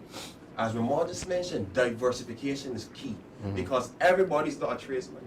You know, everybody doesn't come up seeing daddy and granddaddy and uncle saying, all right, let me show you how to cut this block. And, you know, you going to live from social media. Correct. We coming up in an where from time you 3, 4, you know, man, want a little tablet in hand. It's true. There we go. And then he gets a certain age, he might feel like he wants to start doing video. Listen, these little children are coming out, like if it program into the DNA, 2-year-olds and 3-year-olds just flipping through a tablet. Adaptability. I didn't have that in my day. Me neither. My mother's always tell a funny story about how I mash up my father's stereo, just playing the needle on the let it scratch and hearing but and how I mash up the VCR. You understand me? So I get them stories, but when I see my nieces and you know, and they're like, how you know, and they work it out and they can turn it on, turn it off, they know what apps to go on, they do their searches on YouTube. This is 2 and 3-year-olds, you know. Very understanding. So we at a time now where I'm just telling myself that as we evolve, as we become more, I guess, advanced as a society, social media is there, whether you like it or not. The technology is there. So if you want to, I guess, integrate your child early, is something that we must look into in regards, especially if that child is a creative child. Correct, because technological advancements have been made within this field. And it's a real shame that we in little old Barbados don't have the same opportunities or authority that just off the coast Jamaica has. Jamaica is set in such a way that they can make money through social media as well. So it's very, very, very sad that people here too would love to be able to go up on YouTube and start streaming their work, start getting funds. $50,000 a month. Listen, you just do DJ. Let me put it like this here. Let's do some quick optics. You get 3 events, 2 weekends, or let me say 5 events, 2 days on the weekend. And each video now get let me just say it's spread on a little bit, 100,000. You still clocking? Yeah, so you still get money for the events. Correct. You could decide that you don't want to get paid by the promoter no more. You just honestly you don't watch that. Nah, boy. I'm telling you, so you know. I gotta build up. Sorry, Jamal. Allow me to interject. Sure. Right? I want to read Maureen Denny's comment here. Miss Denny. Yes, Miss Denny. I would like our content creators to be able to earn a living like many of our Caribbean counterparts. This would help our youth so very much. Yes, please. Yes. Now, I am the face of that advocacy. I am the face. Ramon Goodman is the face of that advocacy, right? That is very important. I've been getting calls, I've been getting messages. This is what the young people of Barbados would like to get involved in. This is what they would love to get involved in, right? And, we mentioned the content creators, we mentioned, the people who are in film and so forth. America, they have Hollywood, right? India, they have Bollywood. That's $1 billion industry, Bollywood. For the dog. Right? I mean, I'm just throwing it on name. Yeah, how about Barbadian wood? How about Bajan wood? Right? Bajan wood? No, I know that is not obviously going to be named, right? I'm saying that to say that our film industry, I have seen some fantastic films. I remember it was actually between the years 2008 to 2018, the culture minister at that particular time, Mr. Stephen Lashley, big at yourself, Stephen Lashley, he would have brought a company in from overseas to film the program called Outer Box. Right? Outer Bite. Outer Bite, thank you. Outer Box is the casing on the phone. Sorry, apologies. Right? But he would have said that he actually utilized the people who are in video and so forth from Barbados, you know, so they get a little piece, you know. But we gotta start taking the creative industry seriously, right? We do yes, tourism is important, but we gotta diversify from that. And again, just like I would have done, step outside the box, you know, and think of the younger people. That is what the younger people is into. And then go into, I can say this as well too. We learn a lot of maths, we learn a lot of English at schools. That is fantastic. Please continue. But did you know that there's an industry where people play video games and make millions and thousands of millions of dollars? You know? 100%. So again, stepping outside the box.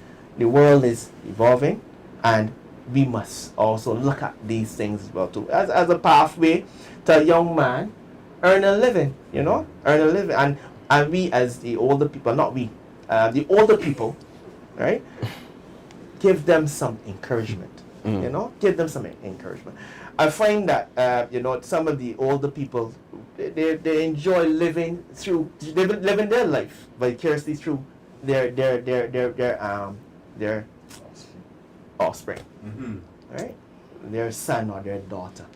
Right? I find that they do that, you know, but they have a path, they have a separate path. Yes, you want to guide them as well too, but they have a separate path. And things are different, you know, and things will continue to be different. And you know, the only thing that is constant is what? Change. Right?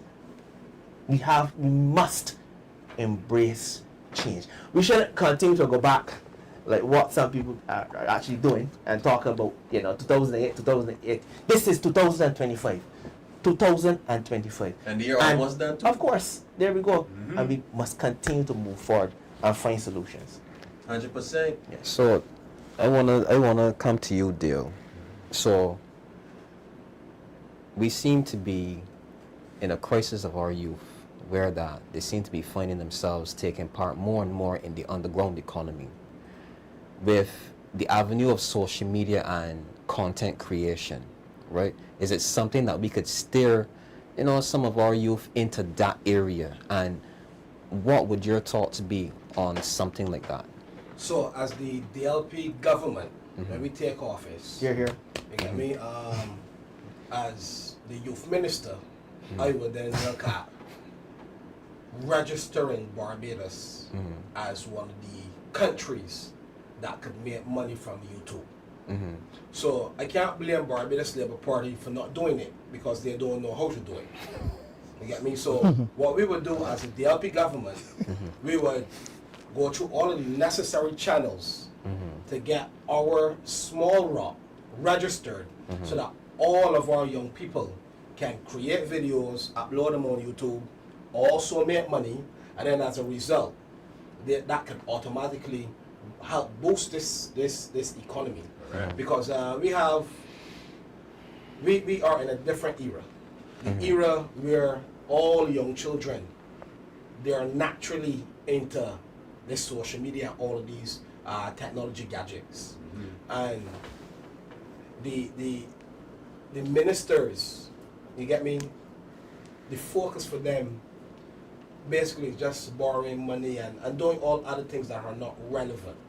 Because while you might have those A-class students, you have those persons that are naturally extroverted, and we would consider a comedian. So there's also an industry, because when you look at the comedians overseas, they make money. When you look at the YouTubers, those YouTubers make money just from kicks. So it's a big platform. Huge. I have a Jamaican artist, very close friend. He received $100,000 in royalties. Nice. because how Jamaica is Amazing. situated as it relates to the platform. They are registered. Those artists can get a lump sum. But we have Barbadian artists that are fantastic Really good. and don't see that kind of royalty check. Really good. So that's a question, that I would have to ask, the current government. What are you guys really doing as it relates to the youth? I heard these two young gentlemen, and I never paid any attention to you when a DJ go to a fete, and if a shooting happen or a fight happen, these guys already out money. Money burn. Done. So you have dancers that have to prepare. You have drummers, Massiah, Limbo, Top Band. You have DJs. You have mic men. You have content creators. You got persons that creating videos and posters. So rather than sitting down on the back end as a forward-thinking government, which is the Democratic Labour Party, we would then invest money into a program that we can capture all of these young people, because the Barbados Labour Party, they're not using the pavement that was paved. Rihanna paved a very good way on the international market. How is the government using that to their advantage? We have so many young DJs, young artists, they get me, that when the Democratic Labour Party get in office, right, I guarantee you, we're going to use that. We already marketed on the international market. All we need to do is fund young people to get on that platform. And those same young people then can then say, you know what, I remember under the Democratic Labour Party, they had a program that helped me to get a record deal for $2 million. Correct. Or helped me to get DJing on a big platform. So what are the programs where the government put in the money? The government only want to praise Sade Williams after the fact. You get me? So that shows me that the government is a reactive government. You get me? We the Democratic Labour Party, I guarantee you, right, that see, when we take this office, we will not be reactive. We have to be proactive. We have to put things in place to help the process. Because look, how comes Barbados we have not had an Olympic gold medalist? You know why? Because we don't put funding or the necessary funding into the athletes. Why we only have one Rihanna? Why You would come think. on. You would think. Come on, the gem of the Caribbean. You try to tell me when you got one real international star. Big up to Lil Rick. That's the grandfather, that's the grandmaster. Rick with a start bashing with soca. You get me? So big ups to Rick, big ups to Alison Hines and all of the other old heads. But let me do it, Rihanna. We got Rihanna that set that tone. I love Rihanna. You get me? How comes we are not pushing all of the other young artists? We got Master Plug, we got Master T, we got Regular, we got Chieftain, we got Brutal. You get me? So there are so many other youngsters that need that opportunity. How can we get our young people up? When I maneuver the city, when I maneuver Barbados, I meet young, talented black men and women that don't have CXCs, but you see, as it relates to their talent. These persons are so passionate, and all these persons need is a break, is an opportunity, and the government always, Barbados Labour Party, more focused on regathering. How the regathering is helping these upcoming artists. You put in on a show that the artists could come and display the show. Richard Stoke, Team Talent. I big respects to Richard Stoke. Richard Stoke also paved the way for a lot of young individuals, but we need a bigger platform. So this is where the government come in. As the Democratic Labour Party, when we win the government, we will then inject funding into the young people because look, I remember I went to an event and I happened to see these two gentlemen, and that event had a fight.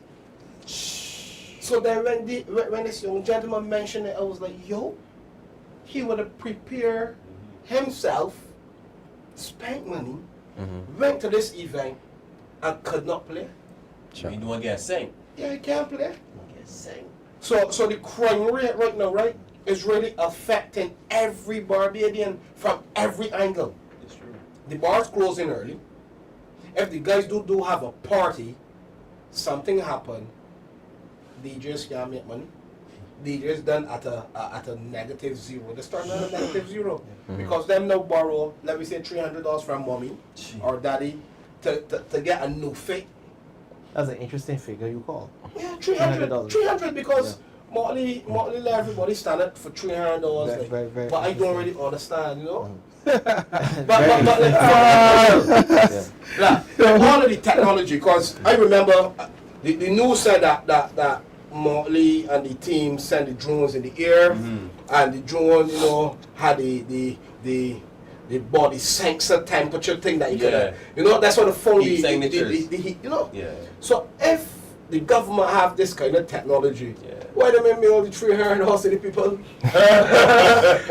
you got James Bond kind of technology, but you know that technology to mail 300.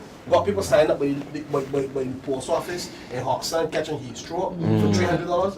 This and you know how much you had to turn back home to come back another day. Correct. We don't talk about that. We don't talk about that. But realistically, we as the new DLP government, we will then invest into our youth because look, if we want a better future, we need to invest in our youth.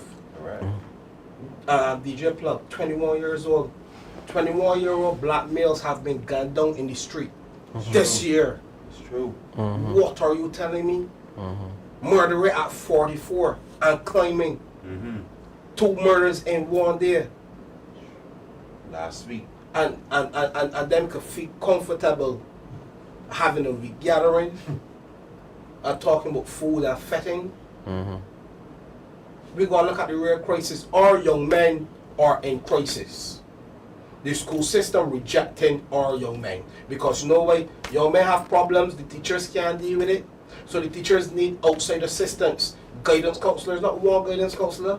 Schools need guidance counselors for each year group. Correct. Not one single guidance counselor for 5 different year groups. Make it make sense. But you got 100 consultants.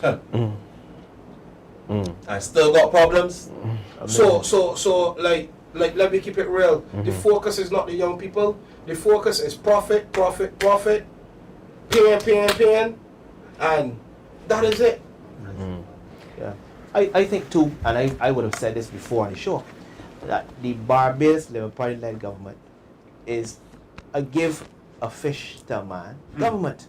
You know, when you teach a man to fish, you know, he can feel himself for days on end. But they are give a man a fish government. I'm not knocking Carrie Fester. I was glad that the creatives, they were able to eat a food. But 40 days for those little short period of time, you know, that is unacceptable again. You know, they think that handouts are enough. But no, you must invest in young people, long term, not just for the short term.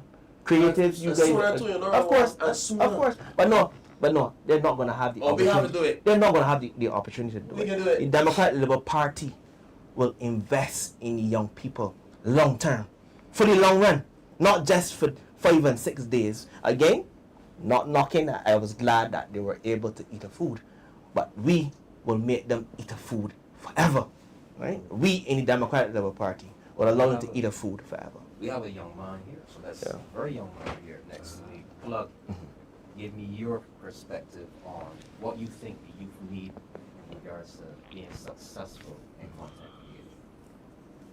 Just need some help. You know, they need some help and some guidance, and they need to. Well, to me, sometimes I feel like they're not occupied. They're just home. Yeah. Same thing Dale said. Getting expelled and just sending them home, and not really giving them nothing to do, just home and bored. And then sometimes like it's be like you as a young boy will see other people your age doing this and doing that and thinking, well, yo, it's cool, yo. This look bad and getting up and going to work, or this look bad and going skills training and learning how to do a little electrician, you know what I mean? Sure, yeah. You understand? So it's like, I feel like social media, you know, social media's open doors for the younger generation, because let's be real, some young boys my age ain't gap, they ain't sign and look for nowhere. True.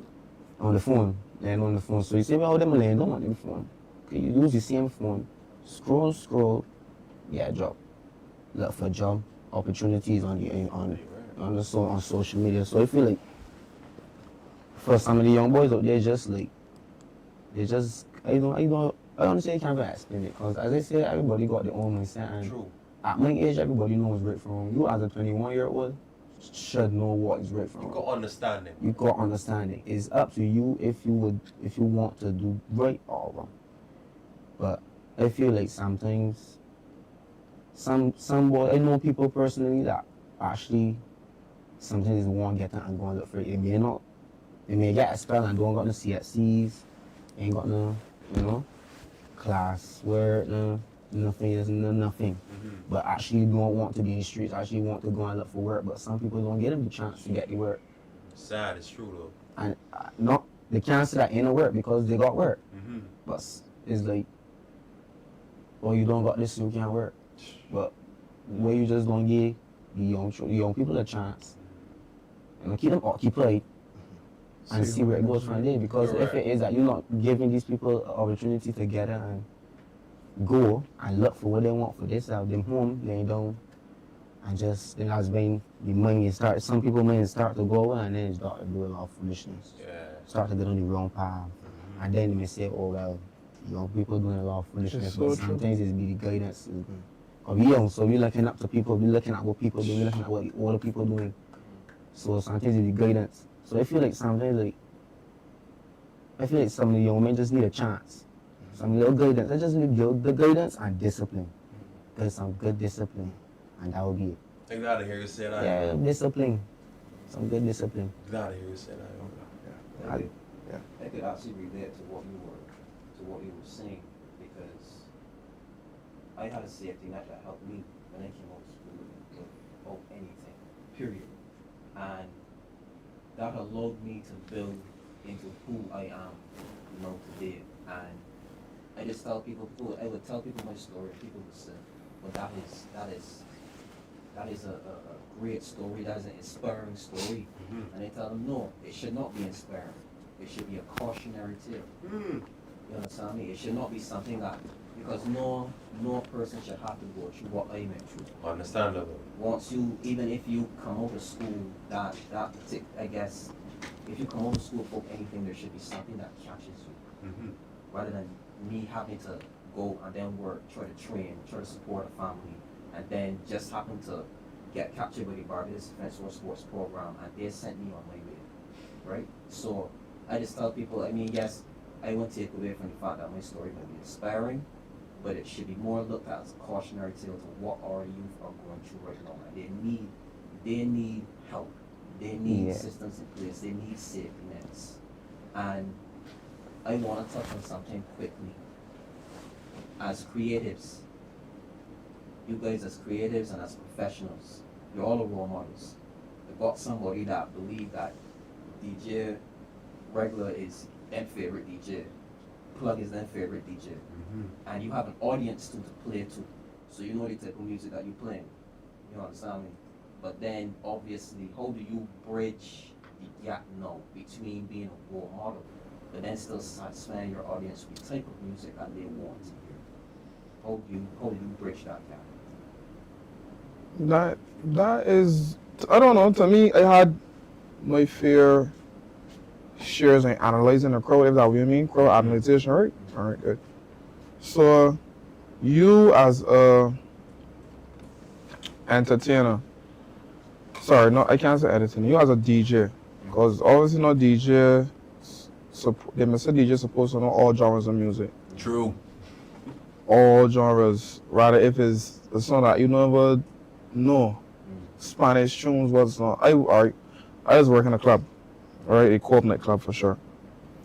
And to be honest, that gave me a lot of insight. Because apart from doing other, like, say, I would go to a Bridgetown crowd. I would know what the people want to hear. I would know what obviously it make the people feel good. It'd be like blocks, so no problem. Connect the audience. Good. But when you get in the Cove now, a bar that in St. Lawrence Gap, you're seeing tourists, Different environment. different people.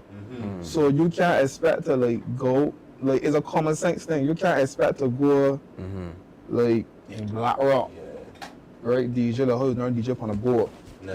And come and say they come and do the same thing because you ain't gonna get the same crowd response. You go on no crowd. I went on a whole crowd and they play. I'm bigger than nobody. I just all the Moses say was bigger than birthday people. Everybody got a birthday. You know, habla Espanol, something. So I just up on the mic and you got Ramon there, so. Very good. And I will play like genres like pop, or soca. Soca is a very big thing in Barbados to me.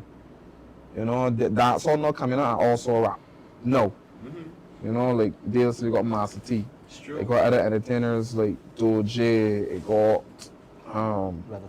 Rutherfordy. Like yes, because these our young, like let's be real, you cannot go in no session in Barbados and not hear a Bajan artist perform live or on a DJ set. It's impossible.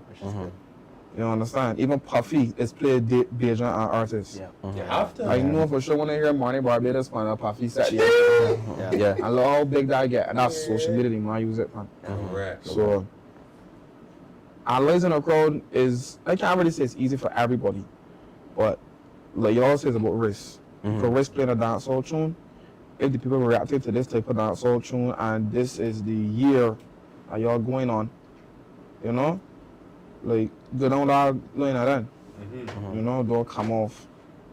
So like, you know, for sure I would encourage everybody to just like learn, just keep learning, keep progressing, practice a lot. 100%.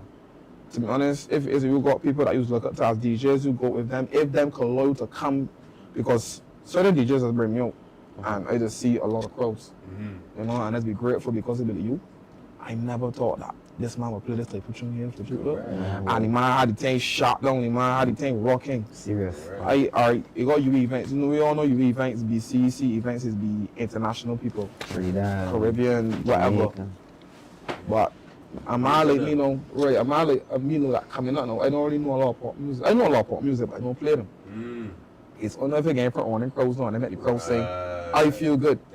I could call myself a DJ, no, for sure, because at least I analyze the crowd. If you see Bear Rastas, know I can play Bear Reggae. You know what I mean? If you see Bob Marley and thing, checking a little Massiah, a little Bajan. You know what I mean? Yes, but not only Bajan artists, like, Bajans just get underrated real bad. A lot of times. But if you play the tunes on, they like it, no. Right. And it's up to we as DJs to also get the people, you know, promoting on the bit. So if it is that, because you see how we go overseas, we listen to everybody, right? Because overseas got a more bigger platform. 100%. Than Bajans. For sure. Probably small, but you see, what we just do was met the island big. Correct. For sure. You know, DJs, entertainers, influencers, people that literally leaving here and doing events overseas. Correct. You know what I mean? Making a whole name cross there. Correct. We ain't gonna loan nobody to come cross here. TV thing. Correct. This V thing. This damn thing. This V thing. Correct. You understand? So like, honestly, like crowd analyzation is one of the sweetest moments I ever come across as a DJ. It's made me smile to see people partying, enjoy themselves without the violence, without the party shut-offs, without the officers coming to the place and shutting the place. Everybody just relaxing, cooling, doing what they must normally do in a party. You know, walking up, you scabbing out and thing, you know what I mean? So like, for sure, one thing for sure that they could never stop Bajans is the partying. Because to me, I feel like before, partying was at a low I don't know if y'all realize it, but after Corona, a lot of parties, a lot of parties really was up. Cruises every day. I know back then for sure. Only have cruises on the weekends.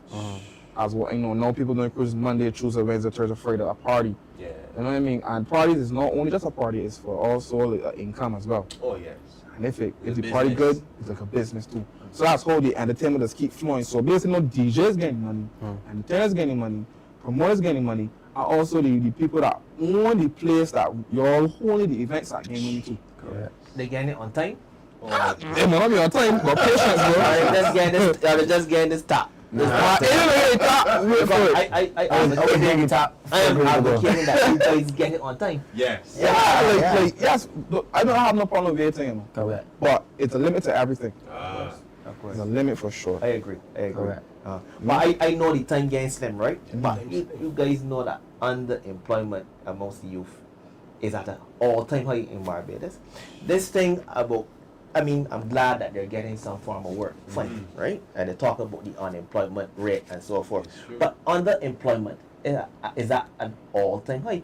You have young people working 2 months on, 2 months off. Then you have to go back to the minister, for more time. You have to go back to reapply to the minister. These are things that are happening now. Nonsense. Right? These are things that are happening. And I'm sorry that I don't have much time to spend on it. But it's a serious issue in Barbados. Underemployment amongst youth is serious. What you can do is I'm going to give you guys 30 seconds. 30 seconds to say your final thoughts. Can that be accomplished? Yeah. 30 seconds. So let me start with Jamal. Jamal, 30 seconds. Final thoughts.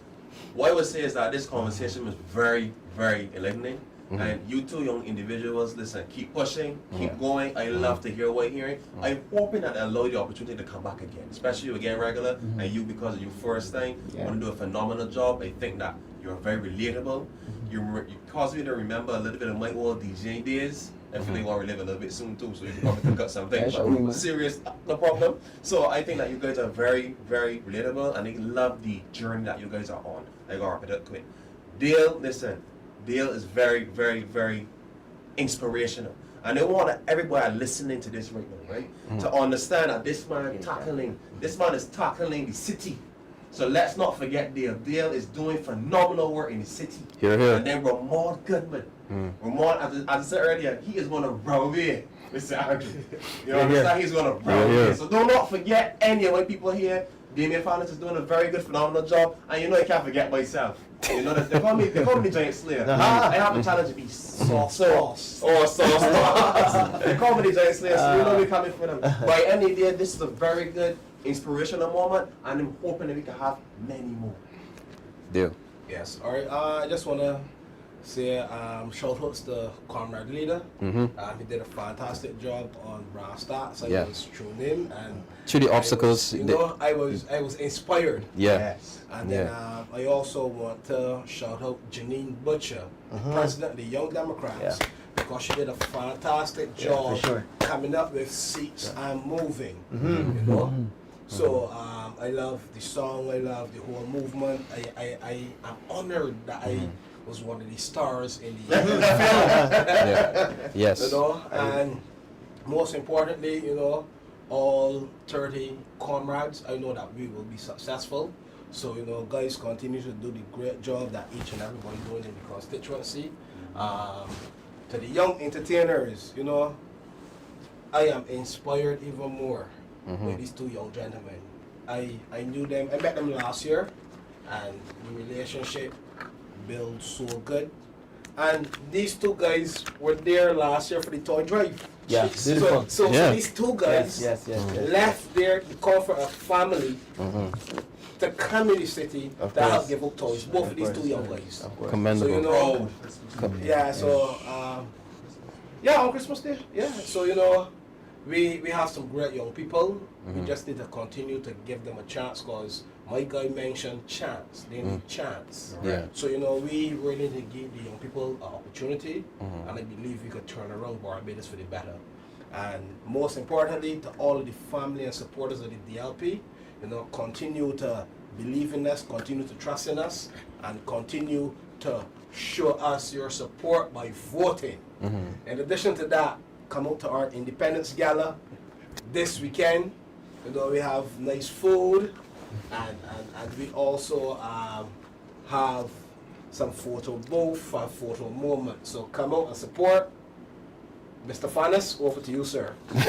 Well, let me get final thoughts from Regular. Well, first thing first, I want to thank you guys for having me, having us. To be honest, this is my second time on Youth Empowerment. Very good. Let's call it that for sure. And I really appreciate you guys for having me, especially Dale and Ramon. You know what I mean? And for sure, Jamal. My first time video as well, so I shake hands. Respect, brother. Hopefully I get a little more. And y'all, me as a youngster, I am very glad that I was able to like obtain more from y'all. You know, it's always good to see people that actually like in a different field. You know, so hearing y'all guys and your thoughts, it really inspired me now for sure to do more. And a big shout out to Deal for sure. You know, he never gave up on me. First time he saw me had a conversation, and the Christmas toy drive, he always updated me whatever he needed. Sure, I would make time to do it. I was literally, you know, I'm not rushing me to do it too. You gotta be something else. So, you know what I mean? I know you got a good conversation, you know what I mean? But for sure, biggest a deal, biggest everybody, and DLP. Yeah, man. For sure. Yeah. What were you, Ramon? Yeah, man. Well, firstly, gentlemen, I love this. This is a movement, peoples. This is a movement. We had a really good time tonight. Fantastic conversation. The young men were able to communicate. You know, there's not a lot of time when, you know, lots of times when young men can sit around, you know, and hear their views and so forth. So I love this. I want to say a big shout out to Congress leader Ralph Torn.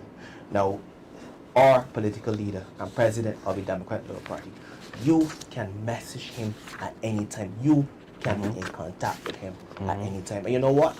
Where he's concerned, the young people, they have a voice every single time. And he always has time. He always replies. Although he's very busy, he would take the time out to reply.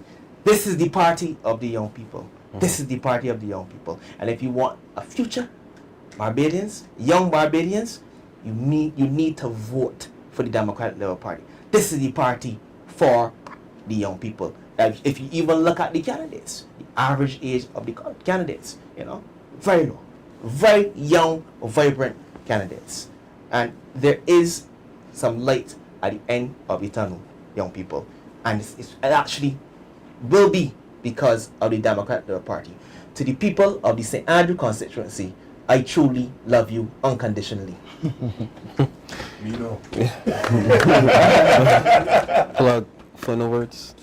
Well, to everyone, all the viewers, thanks for having us here this evening. It was a great experience. It's my first thing. Regular actually told me about it, and I was so down for it because, as I said, Dale, my guy, Dale, make sure everybody good, check up on us and stuff. And first time meeting some of you guys, it was a nice meeting you. And I just want to say something. As a young man, myself, all of us are not the same. Something don't need to judge about this cover. Sometimes all we do is need a little helping hand, some motivation, and you be on great path. Big up to the DLP family one time, you know. Big up. You might catch plug and regular at the, you know, that's gonna start can't forget the kids. And it was nice, it was a nice conversation, guys. Thanks again. Yeah, man, for Respect sure. to all of you. Sure. You know, anytime, yeah. Appreciate it. Gentlemen, no, I'm going to give you all my final thoughts. The more that I sit here and I engage with each and every single one of you, the more I believe that you young men, you young gentlemen, are the future of this country. And I can wax poetic all the time. I am so proud to be a part of this movement. When I look back at what I've been through, and to see how we embrace each other, and we are there for each other, and we commend each other, and it inspires me to say that we are on the right path, and that this would be a powerful government. This will be a powerful government once we get in. So, we have some announcements. Let's see, what is our first announcement? Yes, the Democratic Labour Party, under the distinguished patronage of the Honorable Ralph Torn, KC MP, Reclaiming Our Independence, the Independence Dinner Gala. Saturday, 29th November 2025, cocktails will start at 7 p.m. to 8 p.m. and dinner and dancing from 8 p.m. to 11 p.m. And this will be held at the George Street Auditorium, Beverly, St. Michael. The contribution is $125. There will be a cash bar. Dress elegantly casual. If you want some information on how to make your contribution, call Kelly at 246-266-1105, Jacqueline at 246-820-3192, Nicole at 246-262-4272, or you can email dlpdinner2025@gmail.com. I repeat, the email is dlpdinner2025@gmail.com. Let's see, let's move on to our next announcement. Aha. You are invited to our 59th Independence Anniversary Church Service. Join the Honorable Ralph Torn, President and leader of the DLP, Executive and General Council and members, as we gather with the congregation at St. George Parish Church for Thanksgiving and reflection, commemorating our nation's independence, celebrating the enduring spirit of our people. The sermon will be given by Senator Reverend Canon Dr. John Rogers. Sunday, December 7th at 9 a.m., St. George Parish Church. I repeat, St. George Parish Church at the Glebe, St. George. Yeah. And finally, we invite you to our independence discussion entitled From Independence to Republic, Friday, November 28th from 1 p.m. Our speakers will be Robert Bobby Morris, political historian, Dr. Dawn Marie Armstrong, candidate for St. Michael North, and Corey Greenidge, attorney at law, candidate for Christchurch South. And that is it for me, ladies and gentlemen. It was a pleasure being amongst you. I am inspired by the young gentlemen to my right, each and every single one of them. And I believe that those who are candidates, Ramon, Dale, and Jamal, they will do a great job representing you. Thank you. They will do a very... Yes, please. Damien, sorry, I want to say one more thing, please. Yes, please. Before we... Yes, please. Yes, please. It'll be remiss of me not to say this. Seats are moving. El sitio el movendo. Wow. How you attend it? Let me just say one last thing to the comrade leader. Great job. Yes. Great job yesterday. And today. And today in Fantastic, Parliament. Great job. Ralph Torn. I will tell you not, he's a man that's very inspiring, and that's like what Ramon said, you can reach him anytime. Reachable. Reach him anytime. Reachable. If he's doing something, he will send you a message, say, I'll call you back. You got that right. And he will call you back. So, with that said, Seats are moving. we are out of here. moving. Seats are moving. Seats are moving. What time is this bus supposed to come? I don't know, man. It's always late.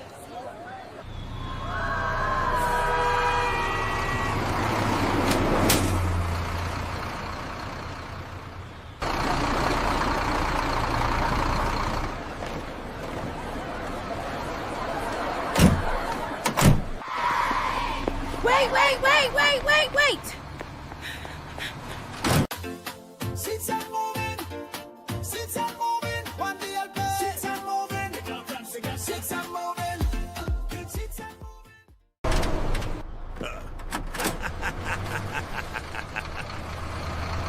With the code, determination in mode. Young them rise up. We carry in below. Future in we hands. Barbados we see. Seats and moving. Jump on the DLP. Seats and moving. There we push the bus. One DLP. Moving on with us. How you attend this? Hey, we all in this with. How you attend this? Hey, we all in this with. How you attend this? In the nation, but look how high she flying now. Is she a prime minister or a pilot? Asking her.